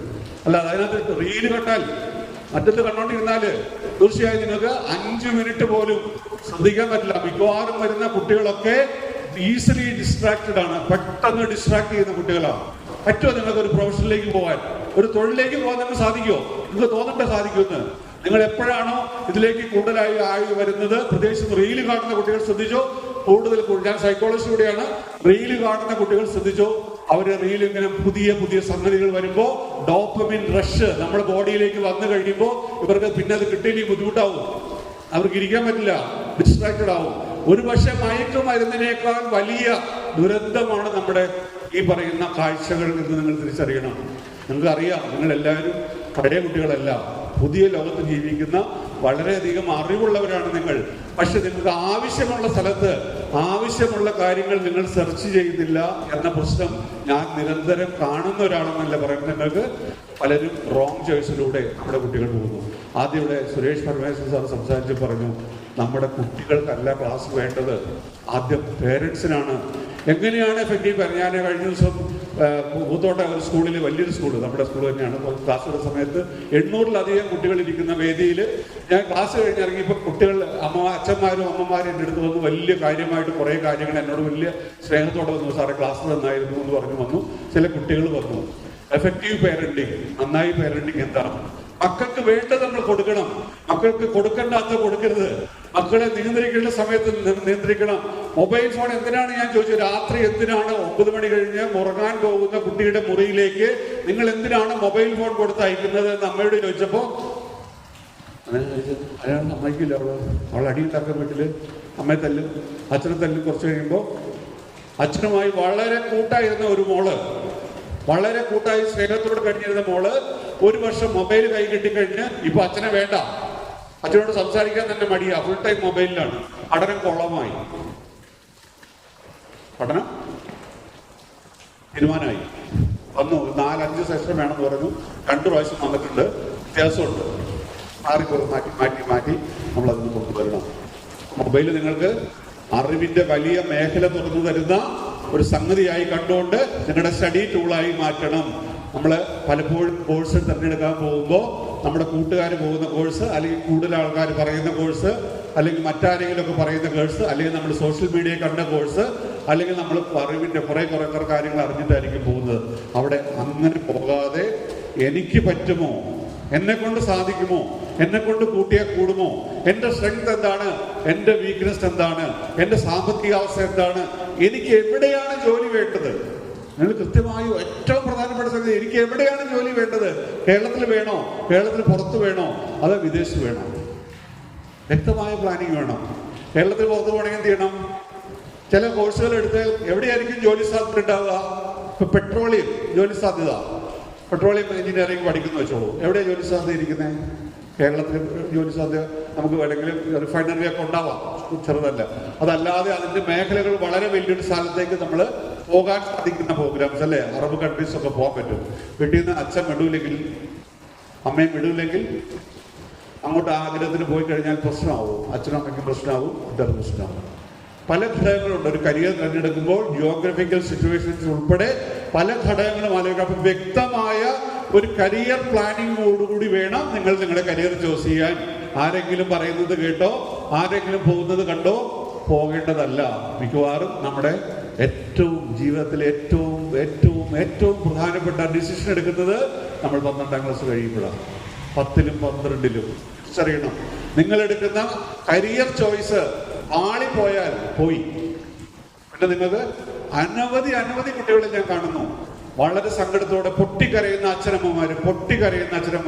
മൊബൈലിന്റെ കാര്യം ഒരു കാര്യം പറഞ്ഞോട്ടോ, 10ാം ക്ലാസ് കഴിഞ്ഞപ്പോ എല്ലാ വിഷയത്തിനും A+ വാങ്ങിച്ച സ്വന്തം മകന് ഒരു വാക്ക് പറഞ്ഞു മകനോട്, ഞാൻ നീ പാസ്സായി കഴിയുമ്പോ ഒരു മൊബൈൽ ഫോൺ വാങ്ങിത്തരാം.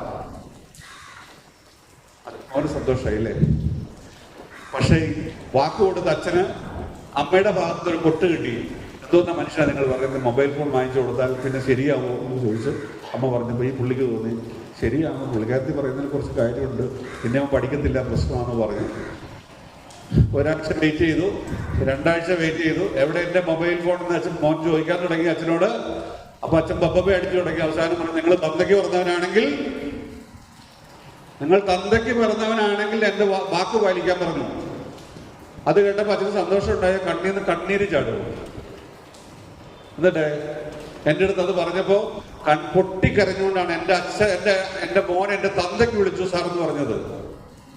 അപ്പൊ അതുകൊണ്ട് ഇവിടെ ഇരിക്കുന്ന പേരൻസ് ആരും 10ാം ക്ലാസ് കഴിയുമ്പോൾ മൊബൈൽ ഫോൺ വാങ്ങിച്ചു കൊടുക്കാതെ പറയരുത്. പിന്നെ ചില അമ്മമാർ വന്ന് പരാതി പറയും, അവൾ മൊബൈലിൽ ഫുൾ ടൈം ആണ്, മൊബൈലാണ്. അച്ഛൻ്റെ മൊബൈലാണ്? അല്ല, എൻ്റെ മൊബൈലാണ്. ആരുടെ മൊബൈലാണ്? അമ്മയുടെ മൊബൈലാണ്. അല്ല, അമ്മയുടെ മൊബൈലല്ലേ എല്ലാവരും നോക്കണേ അല്ലേ? സ്വന്തമായിട്ട് മൊബൈൽ ഇല്ലാത്തവരൊക്കെ എങ്ങനെയാ? ആരുടെ മൊബൈൽ നോക്കണേ? സ്വന്തം മൊബൈലുണ്ട്, ശരി കണ്ടറിയാം ഇല്ല. അപ്പൊ അമ്മയുടെ മൊബൈലാണ്. അപ്പൊ ഈ അമ്മയ്ക്ക് എന്താ കൺട്രോൾ ചെയ്യാൻ പറ്റാതെ? അവന് സുഖമായി +1 ഒരു വിഷയത്തിൽ ജയിച്ചു, ബാക്കിയൊക്കെ പൊട്ടി. ഇയാൾ വാങ്ങിച്ചു കൊടുത്തു. വേറെ രക്ഷയില്ല. പെണ്ണുപിള്ളി പറഞ്ഞു വാങ്ങിച്ചു കൊടുത്തരാം, പറഞ്ഞല്ല വാങ്ങിച്ചു കൊടുക്കാൻ പറഞ്ഞു. പുള്ളിയുടെ സങ്കടമൊക്കെ ഉണ്ടപ്പോൾ 1 വർഷം 3-4 ദിവസം അവർ പറയില്ല, നമ്മൾ ഉപദേശം കൊടുക്കും അല്ലേ? എന്താ ഉപദേശിക്കുക? അത് ഞാൻ നോക്കരുത് കേട്ടോ, കുറച്ച് നേരം നോക്കിയിട്ട് അത് തിരിച്ചുകൊണ്ട് വെക്കണം, വാങ്ങിച്ചു വെക്കണം കേട്ടോ. വാങ്ങിച്ചു വെക്കാം, എല്ലാം വാങ്ങിച്ചു. ഒരാഴ്ചയൊക്കെ വളരെ മര്യാദ കുട്ടിയായിരുന്നു. പിന്നെ എന്ത് സംഭവിച്ചാൽ ഞാൻ നോക്കിക്കൊണ്ടിരുന്നു. +1 കഴിഞ്ഞപ്പോൾ പൊട്ടിക്കൈ കിട്ടി. അപ്പോഴാണ് അച്ഛന് ബോധോദയം ഉണ്ടായി. അച്ഛനെ കൂട്ടിക്കൊണ്ട് വന്ന് കൊണ്ടുവന്നു. നമ്മളോട് സംസാരിച്ചൊക്കെ തിരിച്ചു പോയി. ഞാൻ ചോദിച്ചില്ല കേട്ടോ. എന്നോട് അച്ഛനമ്മയും പറഞ്ഞ കാര്യം ഞാൻ അവരോട് ചോദിക്കില്ല. അവന്റെ കാര്യങ്ങളൊക്കെ ചോദിച്ച ആ സമയത്ത് ഞാൻ അവൻ എന്താണ്, എങ്ങോട്ട് പോകണം, എന്താണ് അവന്റെ ലക്ഷ്യം എന്ന് അവനെ കൊണ്ട് പറയിപ്പിച്ചപ്പോ, ആ ലക്ഷ്യത്തിലേക്ക് നീ പോകണമെങ്കിൽ നീ എങ്ങനെ പോകണം, എന്ത് തയ്യാറെടുപ്പുകൾ നിനക്ക് വേണം, എങ്ങനെ പോയാൽ നിനക്ക് എന്ത് കിട്ടുമെന്ന കൃത്യമായ ഗൈഡൻസ് കൊടുത്തപ്പോ വീട്ടിൽ ചെന്നപ്പോൾ അച്ഛൻ്റെ കയ്യിലേക്ക് കൊണ്ട് കൊടുത്തു. ഞാൻ ഇനി ചോദിക്കും, എനിക്ക് മൊബൈൽ ഫോൺ തന്നാൽ മതി, എനിക്ക് മൊബൈൽ ഫോൺ വേണ്ട, എനിക്ക് ആവശ്യമുള്ളപ്പോൾ ഞാൻ ചോദിക്കാം. ആ അച്ഛനത് വിളിച്ചു പറഞ്ഞപ്പോൾ എനിക്ക് ഭയങ്കര സന്തോഷമായി അല്ലേ? ഒരു റിസൾട്ടാണത്, ഒന്നും പറയാതെ തന്നെ വന്ന റിസൾട്ടാണ്. അപ്പോൾ നമ്മുടെ ജീവിതത്തിലെ വളരെ പ്രധാനപ്പെട്ട ഡിസിഷൻ എടുക്കുന്ന സമയത്ത് അവിടെ ചെയ്യണം കരിയർ സെലക്ഷൻ, റിയാലിറ്റി, പേഴ്സണലൈസ്ഡ് അപ്രോച്ചാണ്. എങ്ങനെയാണ്? നിങ്ങൾ യുണീക്കാണ്, നിങ്ങൾക്കുണ്ട് ഒരു കരിയർ. ഏതോ ഒരു കരിയർ, നിങ്ങൾക്ക് ഒരു പെണ്ണുണ്ടെന്ന് പറയില്ലേ? ഏതോ പെണ്ണുണ്ടെന്ന് നമ്മൾ ജനിച്ചപ്പോൾ തന്നെ തീരുമാനിച്ചു വെച്ചു എന്നൊക്കെ അമ്മമാർ പറയില്ലേ? അതോ ഒരാളെ എവിടെയോ ഇരിപ്പുണ്ടെന്ന് പറയില്ലേ ഇല്ലേ? എന്ന് പറഞ്ഞാൽ നിങ്ങൾക്ക് ഏറ്റവും സ്യൂട്ടായിട്ടുള്ള, നിങ്ങൾക്ക് ഏറ്റവും ആപ്റ്റായിട്ടുള്ള കരിയർ ഉണ്ട്. അത് നിങ്ങൾ കണ്ടെത്തണം. അതിനെന്ത് ചെയ്യണം? യുണീക്കായിട്ടുള്ള നിങ്ങളെ ഈ പറയുന്ന ഘടകങ്ങളെല്ലാം നോക്കിക്കൊണ്ട് ചെയ്യണം. നന്നായിട്ട് റിസർച്ച് ചെയ്യണം. അതുപോലെ പ്രൊഫഷണൽ ഗൈഡൻസ് കിട്ടുന്ന സ്ഥലത്ത് നിന്ന് കൃത്യമായ വിവരങ്ങൾ ശേഖരിച്ചുകൊണ്ട് ചെയ്യണം. അപ്പോൾ നമുക്ക് കരിയർ ഭയങ്കര ചലഞ്ചസ് ഉള്ളതെന്താ? ഇഷ്ടംപോലെ കരിയർ ഗൈഡൻസ് ക്ലാസ് കിട്ടും. പലരും അഭിപ്രായം പറയും, നമ്മളെ കൺഫ്യൂസ്ഡ് ആവും. അപ്പോൾ നമ്മുടെ സ്ട്രെങ്ത് വീക്ക്നെസ് അറിഞ്ഞുകൊണ്ട് കൃത്യമായിട്ട് ചെയ്യണം. പേരൻസിന് ഒത്തിരി എക്സ്പെക്ടേഷൻസ് ഉണ്ടാവും. ഞാൻ അതിനെപ്പറ്റി പറഞ്ഞില്ലേ, പേരൻസിന്റെ എക്സ്പെക്ടേഷൻ. എൻ്റെ മോള് എഞ്ചിനീയർ ആകണം, എൻ്റെ മോള് ഡോക്ടർ ആകണം, എൻ്റെ മോൾ IAS ആകണം എന്ന് പറയുമ്പോൾ ഞാൻ എന്താകണം എന്ന് കൃത്യമായി കണ്ടെത്തിക്കൊണ്ട് എൻ്റെ കഴിവും എൻ്റെ പരിമിതികളും എല്ലാം മനസ്സിലാക്കിക്കൊണ്ട് റിസർച്ച് ചെയ്ത ശേഷം പറയണം, അച്ഛാ നമുക്ക് പറ്റിയ സംഗതി. അച്ഛനും അമ്മയും കുടുംബവും ഒന്നിച്ചിരുന്ന് ആലോചിച്ച് നിങ്ങളുടെ കരിയർ ചൂസ് ചെയ്യണം. നിങ്ങളുടെ സ്വന്തം തീരുമാനമല്ല. അച്ഛനോട് പറഞ്ഞു കൊടുക്കണം. അച്ഛന് ചിലപ്പോൾ വിദ്യാഭ്യാസം കുറവായിരിക്കാം, അല്ലെങ്കിൽ അച്ഛന് ചിലപ്പോൾ ഉദ്യോഗസ്ഥനായിരിക്കാം. പക്ഷെ അച്ഛന് ചിലപ്പോൾ ആ കാര്യങ്ങളെ കുറിച്ച് അറിവില്ലെങ്കിൽ കൃത്യമായി മനസ്സിലാക്കി കൊടുക്കേണ്ട ഉത്തരവാദിത്വവും അതിനുള്ള പരിശ്രമവും നിങ്ങളുടെ ഭാഗത്തുനിന്നുണ്ടാകുമ്പോൾ നിങ്ങളുടെ കരിയർ ജേർണി ഭംഗിയായി പോകും. പിയർ പ്രഷർ അല്ലേ? Following friends rather than self awareness. നമ്മുടെ പ്രദേശത്ത് നമ്മുടെ ഈഴവ കുട്ടികളിൽ കാണുന്ന പ്രത്യേകത എന്ന് പറഞ്ഞാൽ നമ്മളെക്കാൾ കൂടുതൽ ശ്രേണിക്കുന്നത് ആരെയായിരിക്കും? മറ്റുള്ളവരെയായിരിക്കും. അവർ പറഞ്ഞാൽ നമ്മൾ എന്തും ചെയ്യും. അവർക്ക് വേണ്ടി എന്ത് നമ്മൾ ചെയ്യും. നമ്മൾ അങ്ങനെയാണ്, മെയിനായിട്ടുള്ള കാര്യം നമ്മൾ അങ്ങനെ. നമ്മൾ മറ്റുള്ളവർക്ക് വേണ്ടി എന്ത് കാര്യം ചെയ്തു കൊടുക്കാൻ തയ്യാറുള്ള ആൾക്കാരാണ്. നമ്മുടെ ബർത്തിലുള്ളതാണെന്ന് എനിക്ക് തോന്നുന്നത്. അപ്പോൾ നമ്മൾ എന്ത് ചെയ്യും, ആരെങ്കിലും ഒക്കെ പറയുന്നത് കേട്ട് പോകും. അതുപോലെ തന്നെ നമ്മൾ എന്ത് ചെയ്യണം, ഞാൻ ആദ്യം പറഞ്ഞ പോലെ economic concern, short time games, long time games. എൻ്റെ അടുത്ത് കഴിഞ്ഞ ദിവസം ഒരു കുട്ടി എന്ന് പറഞ്ഞു, ആ കുട്ടി ഡിഗ്രി പ്രോഗ്രാം BCom ചെയ്തു. BCom പൊട്ടി പാളിഷ് അടിച്ചു. സ്വന്തം ഇഷ്ടത്തിന് പോയതാണ്. അച്ഛനോട് ഫൈറ്റ് ചെയ്ത് BCom പഠിക്കാൻ പോയതാണ്. എൻ്റെ അടുത്ത് വന്ന് പറഞ്ഞത്, അച്ഛനും മോനോട് വന്ന് പറഞ്ഞത്, സാറേ ഒരു 3-4 മാസത്തെ കോഴ്സ് എന്തെങ്കിലും ഉണ്ടോ, ആ കോഴ്സ് എടുത്ത് പഠിച്ചിട്ട് എനിക്ക് ഒരു ജോലി കയറണം. ഞാൻ നിന്റെ BCom ഇപ്പോൾ പോയി 4 മാസം ഒരു കോഴ്സ് എടുത്ത് എനിക്കിപ്പോൾ ഒരു ജോലി വേണം. നമ്മുടെ കയ്യിൽ എടുക്കാൻ പറ്റുന്ന ഒരു ഡിഗ്രി, അനുയോജ്യമായ സാധനം എടുക്കാൻ പറ്റാതെ വലിയൊരു അവസ്ഥയിൽ ആ ഒരു ഏജ് ഗ്രൂപ്പിൽ വന്ന് നിന്നിട്ട് വേറെ കോഴ്സ് പ്രോഗ്രാമും വേണമെന്ന് പറയുന്ന കുട്ടികളുടെ എണ്ണം അനവധിയാണ്. നമ്മളിപ്പോൾ തീരുമാനം, നിങ്ങളിപ്പോൾ എടുക്കുന്ന, നിങ്ങളിരിക്കുന്ന, നിങ്ങൾ കൃത്യമായി നിങ്ങളുടെ സാധ്യതകൾ, നിങ്ങളുടെ കരിയർ സാധ്യതകൾ, അടുത്ത 10 വർഷം ഇവിടെ നടക്കാൻ പോകുന്ന മാറ്റങ്ങളും അതിനനുസരിച്ചുള്ള ജോലികളും ഒക്കെ എവിടെ ഇരിക്കുന്നു, എന്തൊക്കെയാണ് മാറ്റങ്ങൾ എന്ന് അറിയാൻ നിങ്ങൾക്ക് താല്പര്യമുണ്ടെങ്കിൽ ഒരു സാധനം ഞാൻ പറയാം, ഇന്ത്യ സ്കിൽ റിപ്പോർട്ട് നിങ്ങൾ എഴുതി വെച്ചോ. ഇന്ത്യ സ്കിൽ റിപ്പോർട്ട് 2025 നിങ്ങൾക്ക് ഗൂഗിളിൽ നിന്ന് ഡൗൺലോഡ് ചെയ്യാൻ പറ്റും, നിങ്ങൾ എടുക്കാൻ പറ്റും. നിങ്ങളൊരു കാര്യം മനസ്സിലാക്കുക, ഇപ്പം എല്ലാവരും വിദേശത്ത് പോകാനുള്ള ട്രെൻഡിലൊക്കെ അല്ലേ, ഇന്ത്യ അതിവേഗം അതിദ്രുതം കുതിച്ച് മുന്നോട്ട് പോയിക്കൊണ്ടിരിക്കുക അല്ലേ. പുതിയ പദ്ധതികളും പ്രോജക്റ്റുകളും വലിയ മാറ്റങ്ങളും made in India, make in India എന്നുള്ള പ്രോഗ്രാമിലൂടെയൊക്കെ അനവധി കാര്യങ്ങൾ നമ്മുടെ മുന്നിൽ നടന്നു വരുന്നുണ്ട്. നമുക്ക് ഇപ്പോൾ ഇന്നലെ 2 ദിവസം മുമ്പ് വളരെ ഇന്ത്യയെ സംബന്ധിച്ചോളം വളരെ പ്രധാനപ്പെട്ട ഒരു ദിവസമായിരുന്നു 2 ദിവസം മുൻപ് ജൂൺ മാസത്തിലുണ്ടായത്. ആളുടെ പേര് പറയാമോ? നമ്മൾ ഇപ്പോൾ ഇന്റർനാഷണലായിട്ട് നമ്മുടെ ഒരു ബഹിരാകാശ സ്ഫോടനത്തിലേക്ക് വിസിറ്റിൽ പോയ ഒരാള്, ശുഭാംശു. അദ്ദേഹം എങ്ങനെയാണ് ആ മിഷന്റെ പേര് പറയാമോ? ആർക്കും പറയാം? ഏതൊക്കെ രാജ്യങ്ങളാണ് അതിൽ പങ്കെടുക്കുന്നത്? ഏതൊക്കെ രാജ്യങ്ങളാണ്? നിങ്ങൾ പത്രം വായിക്കാറുണ്ടോ? 1984 രാകേഷ് ശർമ്മ പോയ ശേഷം ആദ്യമായി ഒരു ഇന്ത്യക്കാരൻ ശുഭാംശു ശുക്ല. എവിടുത്താണെന്നറിയോ? UP-കാരനാണ്. ഒരു ഇന്ത്യൻ എയർഫോഴ്സിലെ ഗ്രൂപ്പ് ക്യാപ്റ്റനാണ്, ആസ്ട്രോനോട്ടാണ്, സയന്റിസ്റ്റാണ്. ഇതിന് പല മേഖലയിൽ വർക്ക് ചെയ്യുന്ന ഒരാളാണ്. നമ്മുടെ ഇന്ത്യയുമായി കൊളാബറേഷൻ വന്നു. ആരാണ്? ഇന്ത്യ. ISRO, നാസ അല്ലേ, നാസ ഉണ്ട്, ESA ഉണ്ട്, യൂറോപ്യൻ സ്പേസ് ഓർഗനൈസേഷൻ, അവര്. അതുപോലെ വേറെ ഒരു അതിന്റെ പേര് A4 എന്നാണ് അതിന്റെ മിഷന്റെ പേര് പറയുന്നത്, A4. അപ്പോൾ അങ്ങനെ ഒരു മിഷനിലൂടെയാണ് ഇപ്പോൾ ഇവിടെ പോയത്. നമ്മുടെ ബഹിരാകാശ പേടകത്തിലേക്ക് 14 ദിവസം പോയതൊക്കെ അറിയണം. അപ്പോൾ എന്ത് ചെയ്യണം? നമ്മുടെ നോളജ് നമ്മൾ വായിക്കണം അല്ലേ. നമ്മുടെ ജനറൽ നോളജ് വർദ്ധിപ്പിക്കേണ്ട കാര്യങ്ങൾ വേണ്ടേ? നമ്മൾ സമൂഹത്തിൽ ജീവിക്കുമ്പോൾ ആൾക്കാർ ചോദിക്കുമ്പോൾ പറയണ്ടേ? വേണ്ടേ? സിവിൽ സർവീസുകാരി നോക്കണം. നമ്മൾ പത്രം ദിവസവും വായിച്ചു പോകണം. പുതിയ ഇൻഫർമേഷൻസ് നമ്മൾ കളക്ട് ചെയ്യണം. നിങ്ങളുടെ കയ്യിലൊരു നോട്ട്ബുക്ക് ഉണ്ടാവണം. നിങ്ങൾ ഏത് മത്സര പരീക്ഷ എഴുതാൻ പോകുമ്പോഴും നിങ്ങൾക്ക് ഈ ചോദ്യങ്ങൾ പ്രതീക്ഷിക്കാം. ഉണ്ടാവില്ലേ? ഇപ്പോൾ നിങ്ങൾ പെട്ടെന്ന് ഇന്റർവ്യൂവിനാണ് അറ്റൻഡ് ചെയ്തെങ്കിൽ എന്ത് ചോദിക്കും? ഇയാളെ കുറിച്ച് ചോദിക്കുമോ? എന്താണ് നിങ്ങൾ ഏത് രാജ്യങ്ങളിലാണ് അതിനകത്ത് സഹകരിക്കുന്നത് എന്നൊക്കെ ചോദിക്കാൻ പാടില്ലേ? അപ്പോൾ ഏത് നാട്ടുകാരനാണ്, അത് എവിടെയാണ് വർക്ക് ചെയ്യുന്നത്, ഒത്തിരി കാര്യങ്ങളുണ്ട്. അപ്പോൾ നമ്മൾ എന്ത് ചെയ്യണം? നമ്മൾ ഈ ലോകത്തെക്കുറിച്ചുള്ള സാമാന്യ ജ്ഞാനം കിട്ടാനായിട്ടുള്ള പത്രവായനം അതുപോലെ തന്നെ കാര്യങ്ങളിലൂടെ വേണം. വളരെ പ്രധാനപ്പെട്ട കാര്യമാണ്. എല്ലാവർക്കും ഒരുപോലെ അവസരം കിട്ടിയില്ലേ? ഇല്ലേ? എല്ലാവർക്കും തുല്യ അവസരമായിരുന്നു അല്ലേ? ആരെ കൊണ്ടുപോയി കറക്റ്റായിട്ട് സ്ഥലത്തേക്ക് അത് പോയത്? ശരിയായ വഴി പെട്ടെന്ന് കണ്ടുപിടിക്കാൻ പറ്റിയ ആളല്ലേ പോയെ? ഒരുത്തം പോയി കുറച്ച് കഴിഞ്ഞ് പഠിച്ച ആൾ പോയി. ആദ്യം ഒരാൾ ഓടിച്ചെന്ന് പറഞ്ഞിട്ട് കയറിയില്ലേ? അപ്പം കറക്റ്റ് വഴികളെ ചെന്ന് ചെന്ന് കയറി. അപ്പോൾ നമ്മൾ ശരിയായ വഴി കണ്ടെത്തുമ്പോൾ കറക്റ്റായ സ്ഥലത്ത് ചെല്ലിപ്പോയി. പക്ഷേ നമുക്ക് ഗോൾ സെറ്റ് ചെയ്യുന്നതിനെ കുറിച്ച് നമ്മൾ ഉച്ച കഴിഞ്ഞ് സംസാര ക്ലാസ്സിലും കൃത്യമായി പറഞ്ഞു തരാം. ഇന്നിവിടെ പോകുമ്പോൾ നിങ്ങൾക്ക് കൃത്യമായ നിങ്ങളുടെ കരിയർ ഗോൾ ഉണ്ടാവണം. എന്താകണം? ഞാൻ എന്താകണം? എന്തായി തീരണം? എൻ്റെ ഭാവി എന്താകണം? എൻ്റെ കരിയർ എന്താകണം? അങ്ങോട്ട് എങ്ങനെ എത്താൻ പറ്റും എന്നുള്ള കാര്യത്തെക്കുറിച്ച് വ്യക്തമായ ഗോൾ വേണം. അപ്പോൾ അത് നമ്മൾ സെറ്റ് ചെയ്തൊരു പീരീഡുണ്ട്, ആ രീതിയിൽ അത് ചെയ്ത് പോകാം. സാർ പറയുന്നത് ഇപ്പോൾ ഗോൾ സെറ്റിങ് അതിനെപ്പറ്റി പറയുന്ന സ്ഥലമുണ്ട്. നിങ്ങൾക്ക് ഇൻട്രസ്റ്റ് ഞാൻ പറഞ്ഞ കോഴ്സും അതുപോലെ നിങ്ങളുടെ പാഷനുമായിട്ട് നിങ്ങൾ ഇൻ്റഗ്രേറ്റ് ചെയ്യുമ്പോഴാണ് നിങ്ങൾക്ക് നന്നായി ചെയ്യാൻ പറ്റുക. അതുപോലെ സ്കിൽ ഫിറ്റ് ആയിരിക്കണം. ഇപ്പോൾ കമ്പനികളെല്ലാം നിങ്ങളുടെ അവിടുത്തെ എഞ്ചിനീയേഴ്സ് പറയുന്നത് നിങ്ങൾക്ക് ഒരു നമ്മുടെ 40-43 ലക്ഷം കുട്ടികളാണ് ഒരു വർഷം എഞ്ചിനീയറിംഗ് കഴിഞ്ഞ് പുറത്തിറങ്ങുന്നത്. 7-10 ഇടയ്ക്ക് ശതമാനം കുട്ടികൾ മാത്രമാണ് എഞ്ചിനീയറിംഗിന്റെ കോർ ബ്രാഞ്ചിൽ വർക്ക് ചെയ്യുന്നത്. ബാക്കിയുള്ള കുട്ടികൾ ഐ ടി മേഖല പോലുള്ള മറ്റ് ഇതര മേഖലകളിലാണ് ജോലി ചെയ്യുന്നത്. എന്തുകൊണ്ടാണ് പോകുന്നത് അങ്ങനെ? എന്തുകൊണ്ടാണ് പറഞ്ഞത്? ശരിക്കും ഞാൻ പറഞ്ഞ പോലെ അവരുടെ ചോയ്സിലല്ല അവർ പോകുന്നത്, അവരുടെ ചോയ്സിലല്ല അവർ പഠിച്ചത്, അവർക്ക് അവിടെ തുടരാൻ പറ്റുന്നില്ലാത്തതുകൊണ്ട് വേറെ മേഖല. അപ്പോൾ എന്ത് ചെയ്യണം? നമ്മുടെ ക്വാളിഫിക്കേഷനും സ്കില്ലും കൂടെ മാച്ച് ചെയ്യുന്ന കാര്യങ്ങൾ നിങ്ങൾ ചെയ്യുന്നു. ക്വാളിഫിക്കേഷൻ സ്കിൽ മിസ്മാച്ച് എന്നുള്ളതാണ് ഇന്നത്തെ എംപ്ലോയേഴ്സ് അഭിമുഖീകരിക്കുന്ന വലിയ പ്രശ്നം. നിങ്ങൾ ഇന്ത്യ സ്കിൽ റിപ്പോർട്ട് നോക്കിക്കഴിഞ്ഞാൽ കൃത്യമായിട്ട് ആ കാര്യം മനസ്സിലാക്കും. ഇന്ത്യ സ്കിൽ റിപ്പോർട്ട് 2025 ഡൗൺലോഡ് ചെയ്ത് നിങ്ങളത് വാച്ച് ചെയ്യുക, കാണുക. അതിനകത്ത് അടുത്ത 10 തൊഴിൽ മേഖലകൾ, പ്രധാനപ്പെട്ട ഡെവലപ്പ് ചെയ്ത് വരുന്ന തൊഴിൽ മേഖലകൾ ഏതാണ് എന്ന് നിങ്ങൾ തിരിച്ചറിയുമ്പോൾ നിങ്ങൾക്ക് അത് പഠിക്കുമ്പോൾ എന്താ ഗുണം?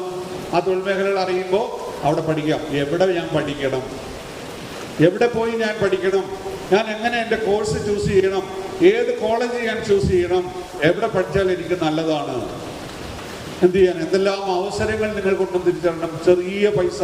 All India institute of medical സയൻസിൽ നിങ്ങൾ MBBS പഠിക്കാൻ പോയാൽ അവിടെ ഫീസ് എന്ന് പറയുന്നത് 10,000 രൂപ താഴെയാണ്. വളരെ ചെറിയൊരു ഫീസിൽ നിങ്ങൾക്ക് അവിടെ വലിയൊരു കോഴ്സ് പഠിക്കാൻ അവസരമുണ്ട്. പോകാൻ പറ്റില്ലേ നിങ്ങൾക്ക്? എങ്ങനെ പോകും അവിടെ? ഏത് പരീക്ഷ നിങ്ങൾ പാസ്സാവണം? ഓഫ്കോഴ്സ് നീറ്റ് പാസ്സാവണം അല്ലേ? അതിലേറ്റവും മിടുമിടുക്കരായ ആളുകൾ എന്ത് ചെയ്യും? നേരെ all India institute of medical സയൻസിൽ പോയി MBBS ബിരുദം എടുക്കും. എന്താ അവിടെ ഗുണം? All India institute of medical സയൻസിൽ നിന്ന് MBBS ബിരുദം ഇറങ്ങി പുറത്തിറങ്ങുന്ന കുട്ടിക്ക് എപ്പോഴും ഒരു വലിയൊരു സംഭവമുണ്ട് അല്ലേ? സാധാ മെഡിക്കൽ കോളേജിൽ നടക്കുന്നേക്കാൾ വലിയൊരു പ്രസ്റ്റീജ് അല്ലേ? ഞാൻ പറയാൻ തന്നെ സംഗതി അല്ലേ? ജോലിക്ക് വലിയ പ്രശ്നം ഉണ്ടാവുമോ? ഒരു പ്രശ്നം ഉണ്ടാവില്ല. ഹയർ സ്റ്റഡീസിന് ബുദ്ധിമുട്ടുണ്ടാവുമോ? അഡ്മിഷന് പ്രശ്നം ഉണ്ടാവും. നല്ല നല്ല സ്ഥാപനങ്ങളിൽ പഠിക്കണം. നിങ്ങൾക്ക് +2 കഴിയുമ്പോൾ നമ്മുടെ പല സബ്ജക്റ്റുകളും എടുത്ത് പഠിക്കാൻ CUT എടുക്കാം. CUT UG. എന്താണ് CUT UGയുടെ? CUTയുടെ ഫുൾ ഫോം പറയാമോ ആർക്കെങ്കിലും? CUET. 12ാം ക്ലാസ് കഴിയുമ്പോൾ നിങ്ങൾ ചെയ്യണത് എപ്പോൾ പഠിക്കണം?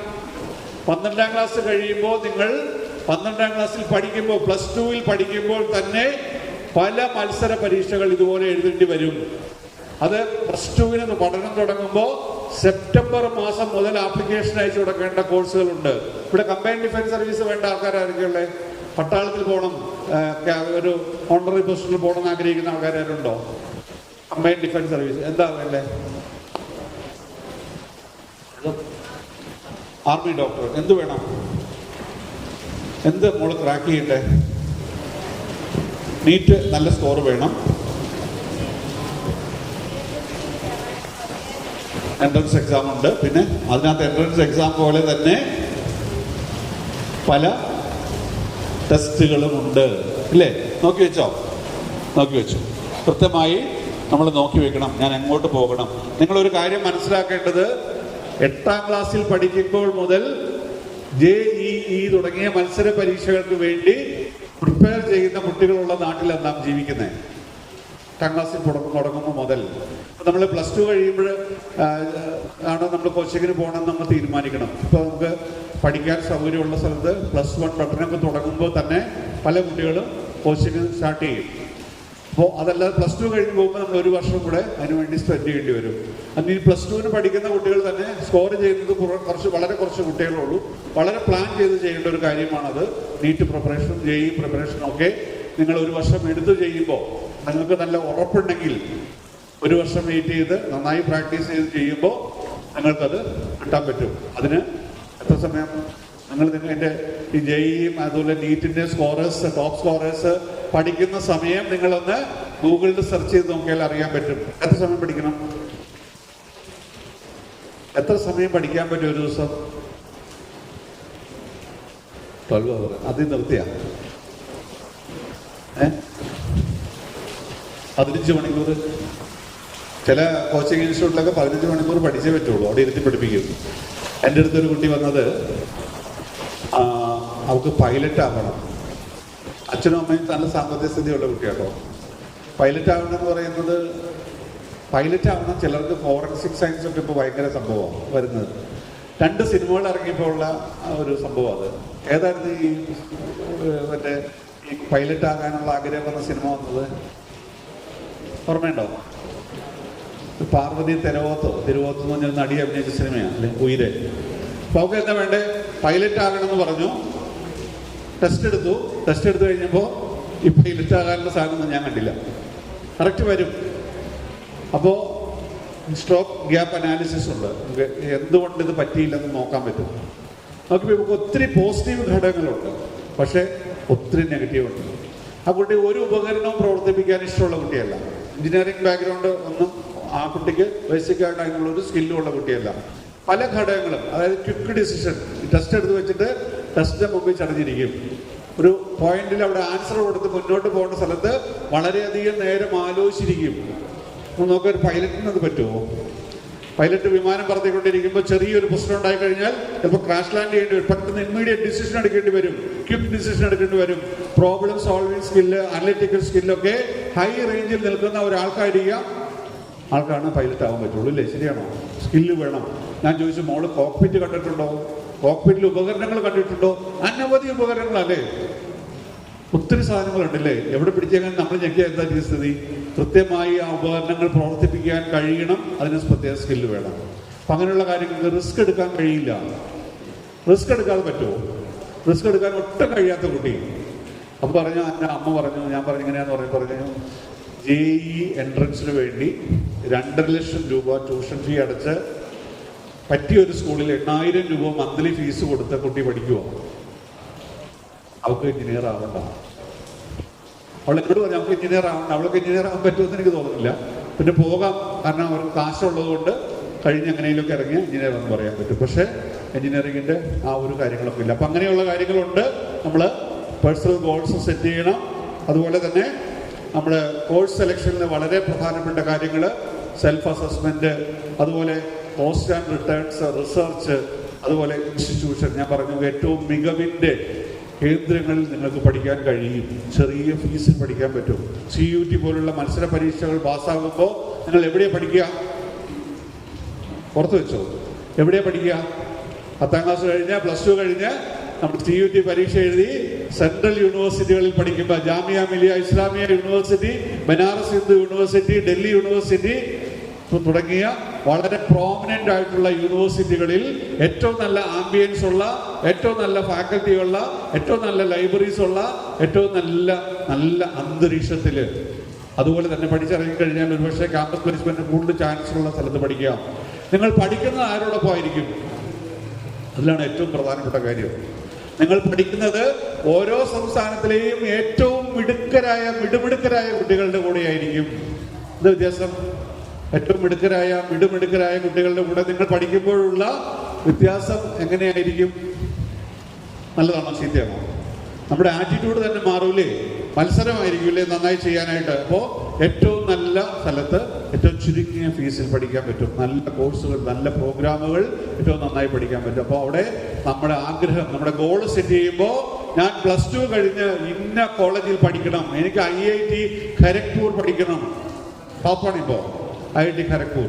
എനിക്ക് അവിടെ പോയി എൻ്റെ എഞ്ചിനീയറിംഗ് ചെയ്യണം, അല്ലെങ്കിൽ എനിക്ക് ഇന്ന സ്ഥലത്ത് പഠിക്കണം, എന്നെ കോളേജിൽ കിട്ടണം. അപ്പോൾ അതനുസരിച്ച് വേണം നിങ്ങൾ സെറ്റ് ചെയ്യാനായിട്ട്. ഓക്കെ, നല്ല കൃത്യമായ കരിയർ റോഡ് മാപ്പ് ഞാൻ ആദ്യം പറഞ്ഞ പോലെ സെറ്റ് ചെയ്യണം. നമ്മൾ അക്കാഡമിക്കലി എക്സൽ ആവുന്ന പോലെ തന്നെ നമ്മളുടെ പ്രാക്ടിക്കൽ സ്കിൽസ് കൂടെ വേണം. നമുക്ക് സ്കിൽസ് നമ്മൾ വർദ്ധിപ്പിച്ചേ പറ്റൂ. എന്നാൽ മാത്രമേ നമുക്ക് നന്നായിട്ട് നമ്മുടെ കരിയർ മുന്നോട്ട് കൊണ്ടുപോകാൻ പറ്റൂ. അപ്പോൾ എങ്ങനെ നമ്മുടെ സ്കില്ല് വർദ്ധിപ്പിക്കും? നിങ്ങളുടെ സ്കൂളിലുള്ള NSS ഉണ്ട്, NCC ഉണ്ട്, SPC ഉണ്ട്, അതുപോലെ സ്കൗട്ട്സ് ആൻഡ് ഗൈഡ്സ് ഉണ്ട്, അതുപോലെ സൗഹൃദ ക്ലബ്ബുകളുണ്ട്. പല സൗകര്യങ്ങളും നിങ്ങളുടെ സ്കൂളിൽ ഒരുക്കി തന്നിട്ടുണ്ട്. സ്പോർട്സ് ഉണ്ട്, കലാകായിക മത്സരങ്ങളുണ്ട്. എല്ലാത്തിലും പങ്കെടുക്കുന്നവർ കൂടിയാകണം നിങ്ങൾക്ക് പറ്റുന്നത് പോലെ ഏതെങ്കിലും ഒരു സ്ഥലത്ത് വർക്ക് ചെയ്യുമ്പോൾ നിങ്ങളുടെ പല സ്കില്ലുകളും നിങ്ങൾക്ക് അപ്ഗ്രേഡ് ചെയ്യാൻ പറ്റും. ലീഡർഷിപ്പ് സ്കില്ല് എങ്ങനെ അപ്ഗ്രേഡ് ചെയ്യുന്നത്? നമ്മൾ വന്ന് നിൽക്കണം. ഇവിടെ വന്ന് നിന്ന് ദൈവദശകം ചൊല്ലാൻ അറിയാവുന്ന എത്ര കുട്ടികളുണ്ട് ഇവിടെ? ദൈവദശകം ഉണ്ട് അല്ലേ? 2 പേര് കൈ പൊങ്ങി വരുന്നുണ്ട്, കുറച്ചുകൂടെ വരുന്നുണ്ട്. ഓക്കെ, എൻ്റെ ചോദ്യം ഇതാണ്, ദൈവദശകം ഇവിടെ വന്ന് നിന്ന് അങ്ങോട്ട് തിരിഞ്ഞു നിന്ന് ചൊല്ലണം. മൈക്കാൻ തരും. ആര് വരും? ആരാദ്യം വരും?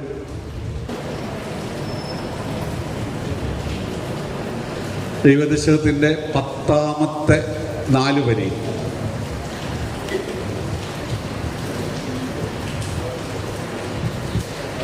ആഴിയും തിരയും കാറ്റും 10ാമത്തെ ആഴണം വാഴണം നിത്യം. ആ 4 വരി ഒന്നിച്ച് പാടണം.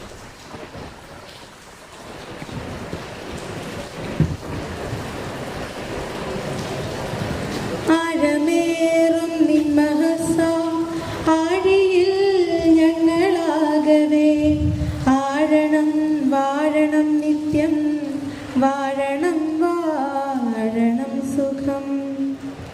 കയ്യടി കൊടുത്തില്ല നിങ്ങൾ അല്ലേ? കേട്ടോ, പിടിക്കേ വരുന്നേ കേട്ടോ. കേട്ടോ, നമുക്കറിയാം അല്ലേ? എല്ലാവർക്കും ദൈവദശകം അറിയാം. അറിയാത്ത ആരുണ്ടെന്ന് ഞാൻ വിശ്വസിക്കുന്നില്ല ഇവിടെ. പക്ഷേ നമുക്ക് ഇതുപോലെ ഒന്ന് മുന്നിലേക്ക് വന്ന് നിന്ന് ചൊല്ലാൻ പറയുമ്പോൾ ഇപ്പോൾ പലർക്കും തോന്നുന്നു പേന കെട്ടിപ്പോൾ തോന്നുന്നു പോയി നിന്ന് ചൊല്ലിയാൽ കൊള്ളായിരുന്നു തോന്നുന്നുണ്ട്. ഇല്ലേ? ഇല്ലേ? എനിക്ക് പറ്റുമായിരുന്നു, എനിക്കത് ചെയ്യാൻ കഴിയുമായിരുന്നു, എന്നെക്കൊണ്ട് സാധിക്കുന്ന ഒരു കാര്യമായിരുന്നു. പക്ഷേ എനിക്കിവിടെ വന്ന് അങ്ങോട്ട് ചൊല്ലാൻ പറ്റുമോ എന്ന ആത്മവിശ്വാസം കുറവുണ്ട് അല്ലേ? നമ്മളത് കൂട്ടണം. നമ്മൾ സെൽഫ് കോൺഫിഡൻസ് കൂട്ടിയാൽ മാത്രമേ. ഇപ്പം നിങ്ങൾക്ക് കിട്ടുന്ന ഏത് വേദിയും ഇത് ആരെങ്കിലും പറയുമോ അയ്യോ പാടിയിട്ട് ശരിയായില്ല, കുറ്റം പറയുമോ? വന്ന് ധൈര്യമായിട്ട് വന്നേക്കണം. അവൾ വന്നപ്പോൾ ഞാൻ അവളോട് 10ാമത്തെ ചോദിച്ചോളൂ, എന്നോട് 1 മിനിറ്റ് പറഞ്ഞു. ഓക്കെ, ജെനുവിനായിരുന്നു. അവൾ വെയിറ്റ് ചെയ്തു, എടുത്ത് അവൾ കൃത്യമായി പാടിയിട്ട് പോയി. ആത്മവിശ്വാസം, സെൽഫ് കോൺഫിഡൻസ് എന്ന് പറയില്ലേ? അപ്പോൾ നമുക്ക് എന്ത് ചെയ്യണം? നമ്മുടെ സെൽഫ് കോൺഫിഡൻസ് ഇല്ലാതെ എന്തെങ്കിലും പറ്റുമോ? അത് കൂട്ടണ്ടേ? അപ്പോൾ അതിനെന്ത് ചെയ്യണം? ഇതുപോലുള്ള വേദികൾ SNDP യോഗവും ശ്രീനാരായണ പെൻഷനേഴ്സ് കൗൺസിൽ ഉൾപ്പെടെയുള്ള സംഘടനകൾ നടത്തുന്ന പ്രോഗ്രാമിലേക്ക് നിങ്ങൾ ഈ ദിവസം വീട്ടിൽ കുത്തിയിരിക്കാതെ ഇവിടെ കടന്നു വന്ന് നിങ്ങളെ പ്രത്യേക അഭിനന്ദനങ്ങൾ അറിയിക്കുന്നുണ്ടോ? വീട്ടിൽ കുത്തിയിരിക്കാതെ ഇവിടെ വന്നിരുന്ന ആരുടെയൊക്കെ നിർബന്ധത്തിന്റെ പുറത്താണോ? ആരും നിർബന്ധിക്കാതെ വന്നവരൊന്ന് കൈവക്കാവോ? മിടുക്കന്മാര് അല്ലേ? ഇപ്പൊ നല്ല കൈഡി എടുത്തേ. ആരും നിർബന്ധിക്കാതെ ഇതിനകത്ത് കടന്നു വന്നു. അപ്പോൾ ഞാൻ പറഞ്ഞത് എവിടെ കരിയർ ഗൈഡൻസ് സെഷൻസ് ഉണ്ടെങ്കിലും മക്കൾ പോകണം. അവിടെ നിന്നൊക്കെ എന്തെങ്കിലുമൊക്കെ നമുക്ക് കിട്ടും. ചെറിയ ചെറിയ കാര്യങ്ങൾ, ചിലപ്പോൾ ഒരു കാര്യമായിരിക്കും, ചിലപ്പോൾ അത് നമ്മുടെ ജീവിതത്തിലെ വലിയൊരു സ്പാർക്കായി മാറും. ആ പറയുന്ന വ്യക്തിയുടെ ചിലപ്പോൾ ഒരു വാക്കുകൾ ചിലപ്പോൾ നമ്മുടെ മുന്നിൽ ഒരു സ്പാർക്കായി മാറും. അത് ചിലപ്പോൾ ഗുരുദേവൻ നമ്മുടെ വായിൽ കൂടെ പറയിക്കുന്നതായിരിക്കാം. ഒരു പക്ഷേ ചിലപ്പോൾ നിങ്ങളെ മാറ്റിമറിക്കാനായിട്ട് പറ്റുന്ന ഒരു കാര്യമായിരിക്കും സംഭവിക്കുക. തീർച്ചയായിട്ടും ആ അവസരങ്ങൾ നിങ്ങൾക്ക് നിങ്ങളുടെ കരിയറിനെ കുറിച്ച് എക്സ്പ്ലോർ ചെയ്യാൻ കിട്ടുന്ന അവസരങ്ങൾ എപ്പോഴും ഉപയോഗിക്കണം. ഇപ്പം എന്ത് ചെയ്യണം? ഡെവലപ്പ് പ്രാക്ടിക്കൽ സ്കിൽസ് പറഞ്ഞു.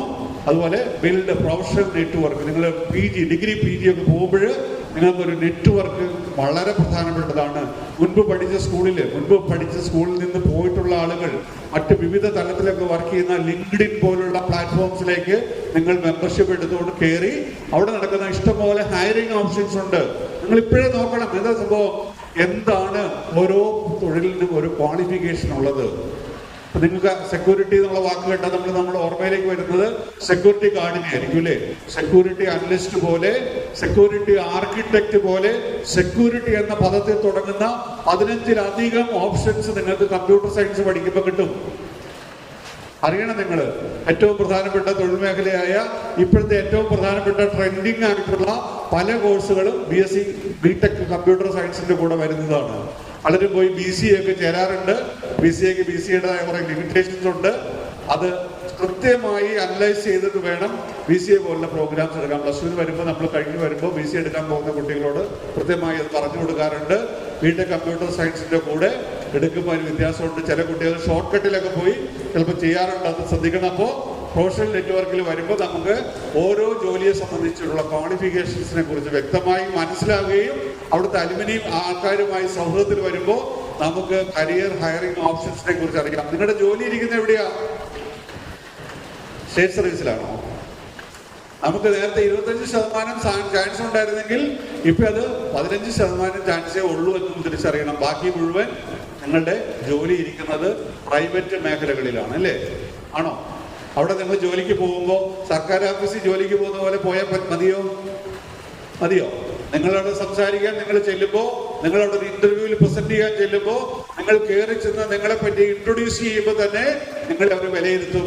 നിങ്ങളുടെ ഭാഷ വളരെ പ്രധാനപ്പെട്ടതാണ്. നിങ്ങൾ പ്രസന്റ് ചെയ്യുന്ന ഭാഷ. നിങ്ങൾ ബാംഗ്ലൂര് ഒരു ഇന്റർവ്യൂവിന് പോയാൽ ഏത് ഭാഷയെ സംസാരിക്കും? മലയാളം, ഇംഗ്ലീഷ് വേണം അല്ലേ? വേണ്ടേ? അപ്പൊ ഇംഗ്ലീഷിലൊന്ന് സംസാരിക്കാൻ പറഞ്ഞാൽ നന്നായിട്ട് പറയാൻ പറ്റില്ല. ഒന്ന് ഇൻട്രൊഡ്യൂസ് ചെയ്യാവോ? ഒന്ന് self introduction.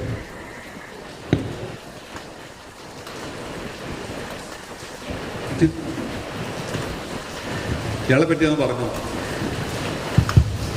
Myself Ananya from Amaynur. I'm studying in class 10 in Tuni Public School.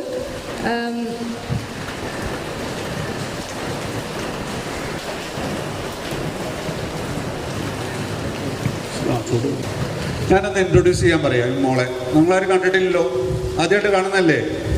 നമുക്ക് ഒരു കൈയടി കൊടുത്ത് ആദ്യം. നമുക്ക് ഇവിടെ ഒരു വയലിനൊക്കെ കേൾക്കാം കേട്ടോ. ഇവിടെ റെഡിയാണോ? വയലിൻ റെഡിയാണോ? ആ, എന്ന് പറഞ്ഞു ഇതിനെ പറ്റി ഇൻട്രൊഡ്യൂസ് ചെയ്യാം. My name is Ishani K. Shankar and I am coming from Thodupuzha. I am studying in 7th standard and my mother's name is Tippi Soman and my father's name is Kishore Shankar. പോട്ടെ. പിന്നെന്തോ? My passion. My passion is to play violin. ഒരു കേക്കൊന്ന് ചോദിക്കുക. ഒരു കേൾക്കാൻ റെഡിയാണോന്ന് ചോദിക്കുക. Are you ready for my violin performance? ഒരു minute 2 minute. റെഡിയാണോ? നമുക്ക് തുടങ്ങാം. ഓടി ചെന്നെടുത്തിട്ടോ സെറ്റ് ചെയ്യും. നോക്കൂ, നമ്മളെ നന്നായി പ്രസന്റ്. കൈ അടിച്ചില്ല, നിങ്ങളാരും കൈ അടിച്ചോ?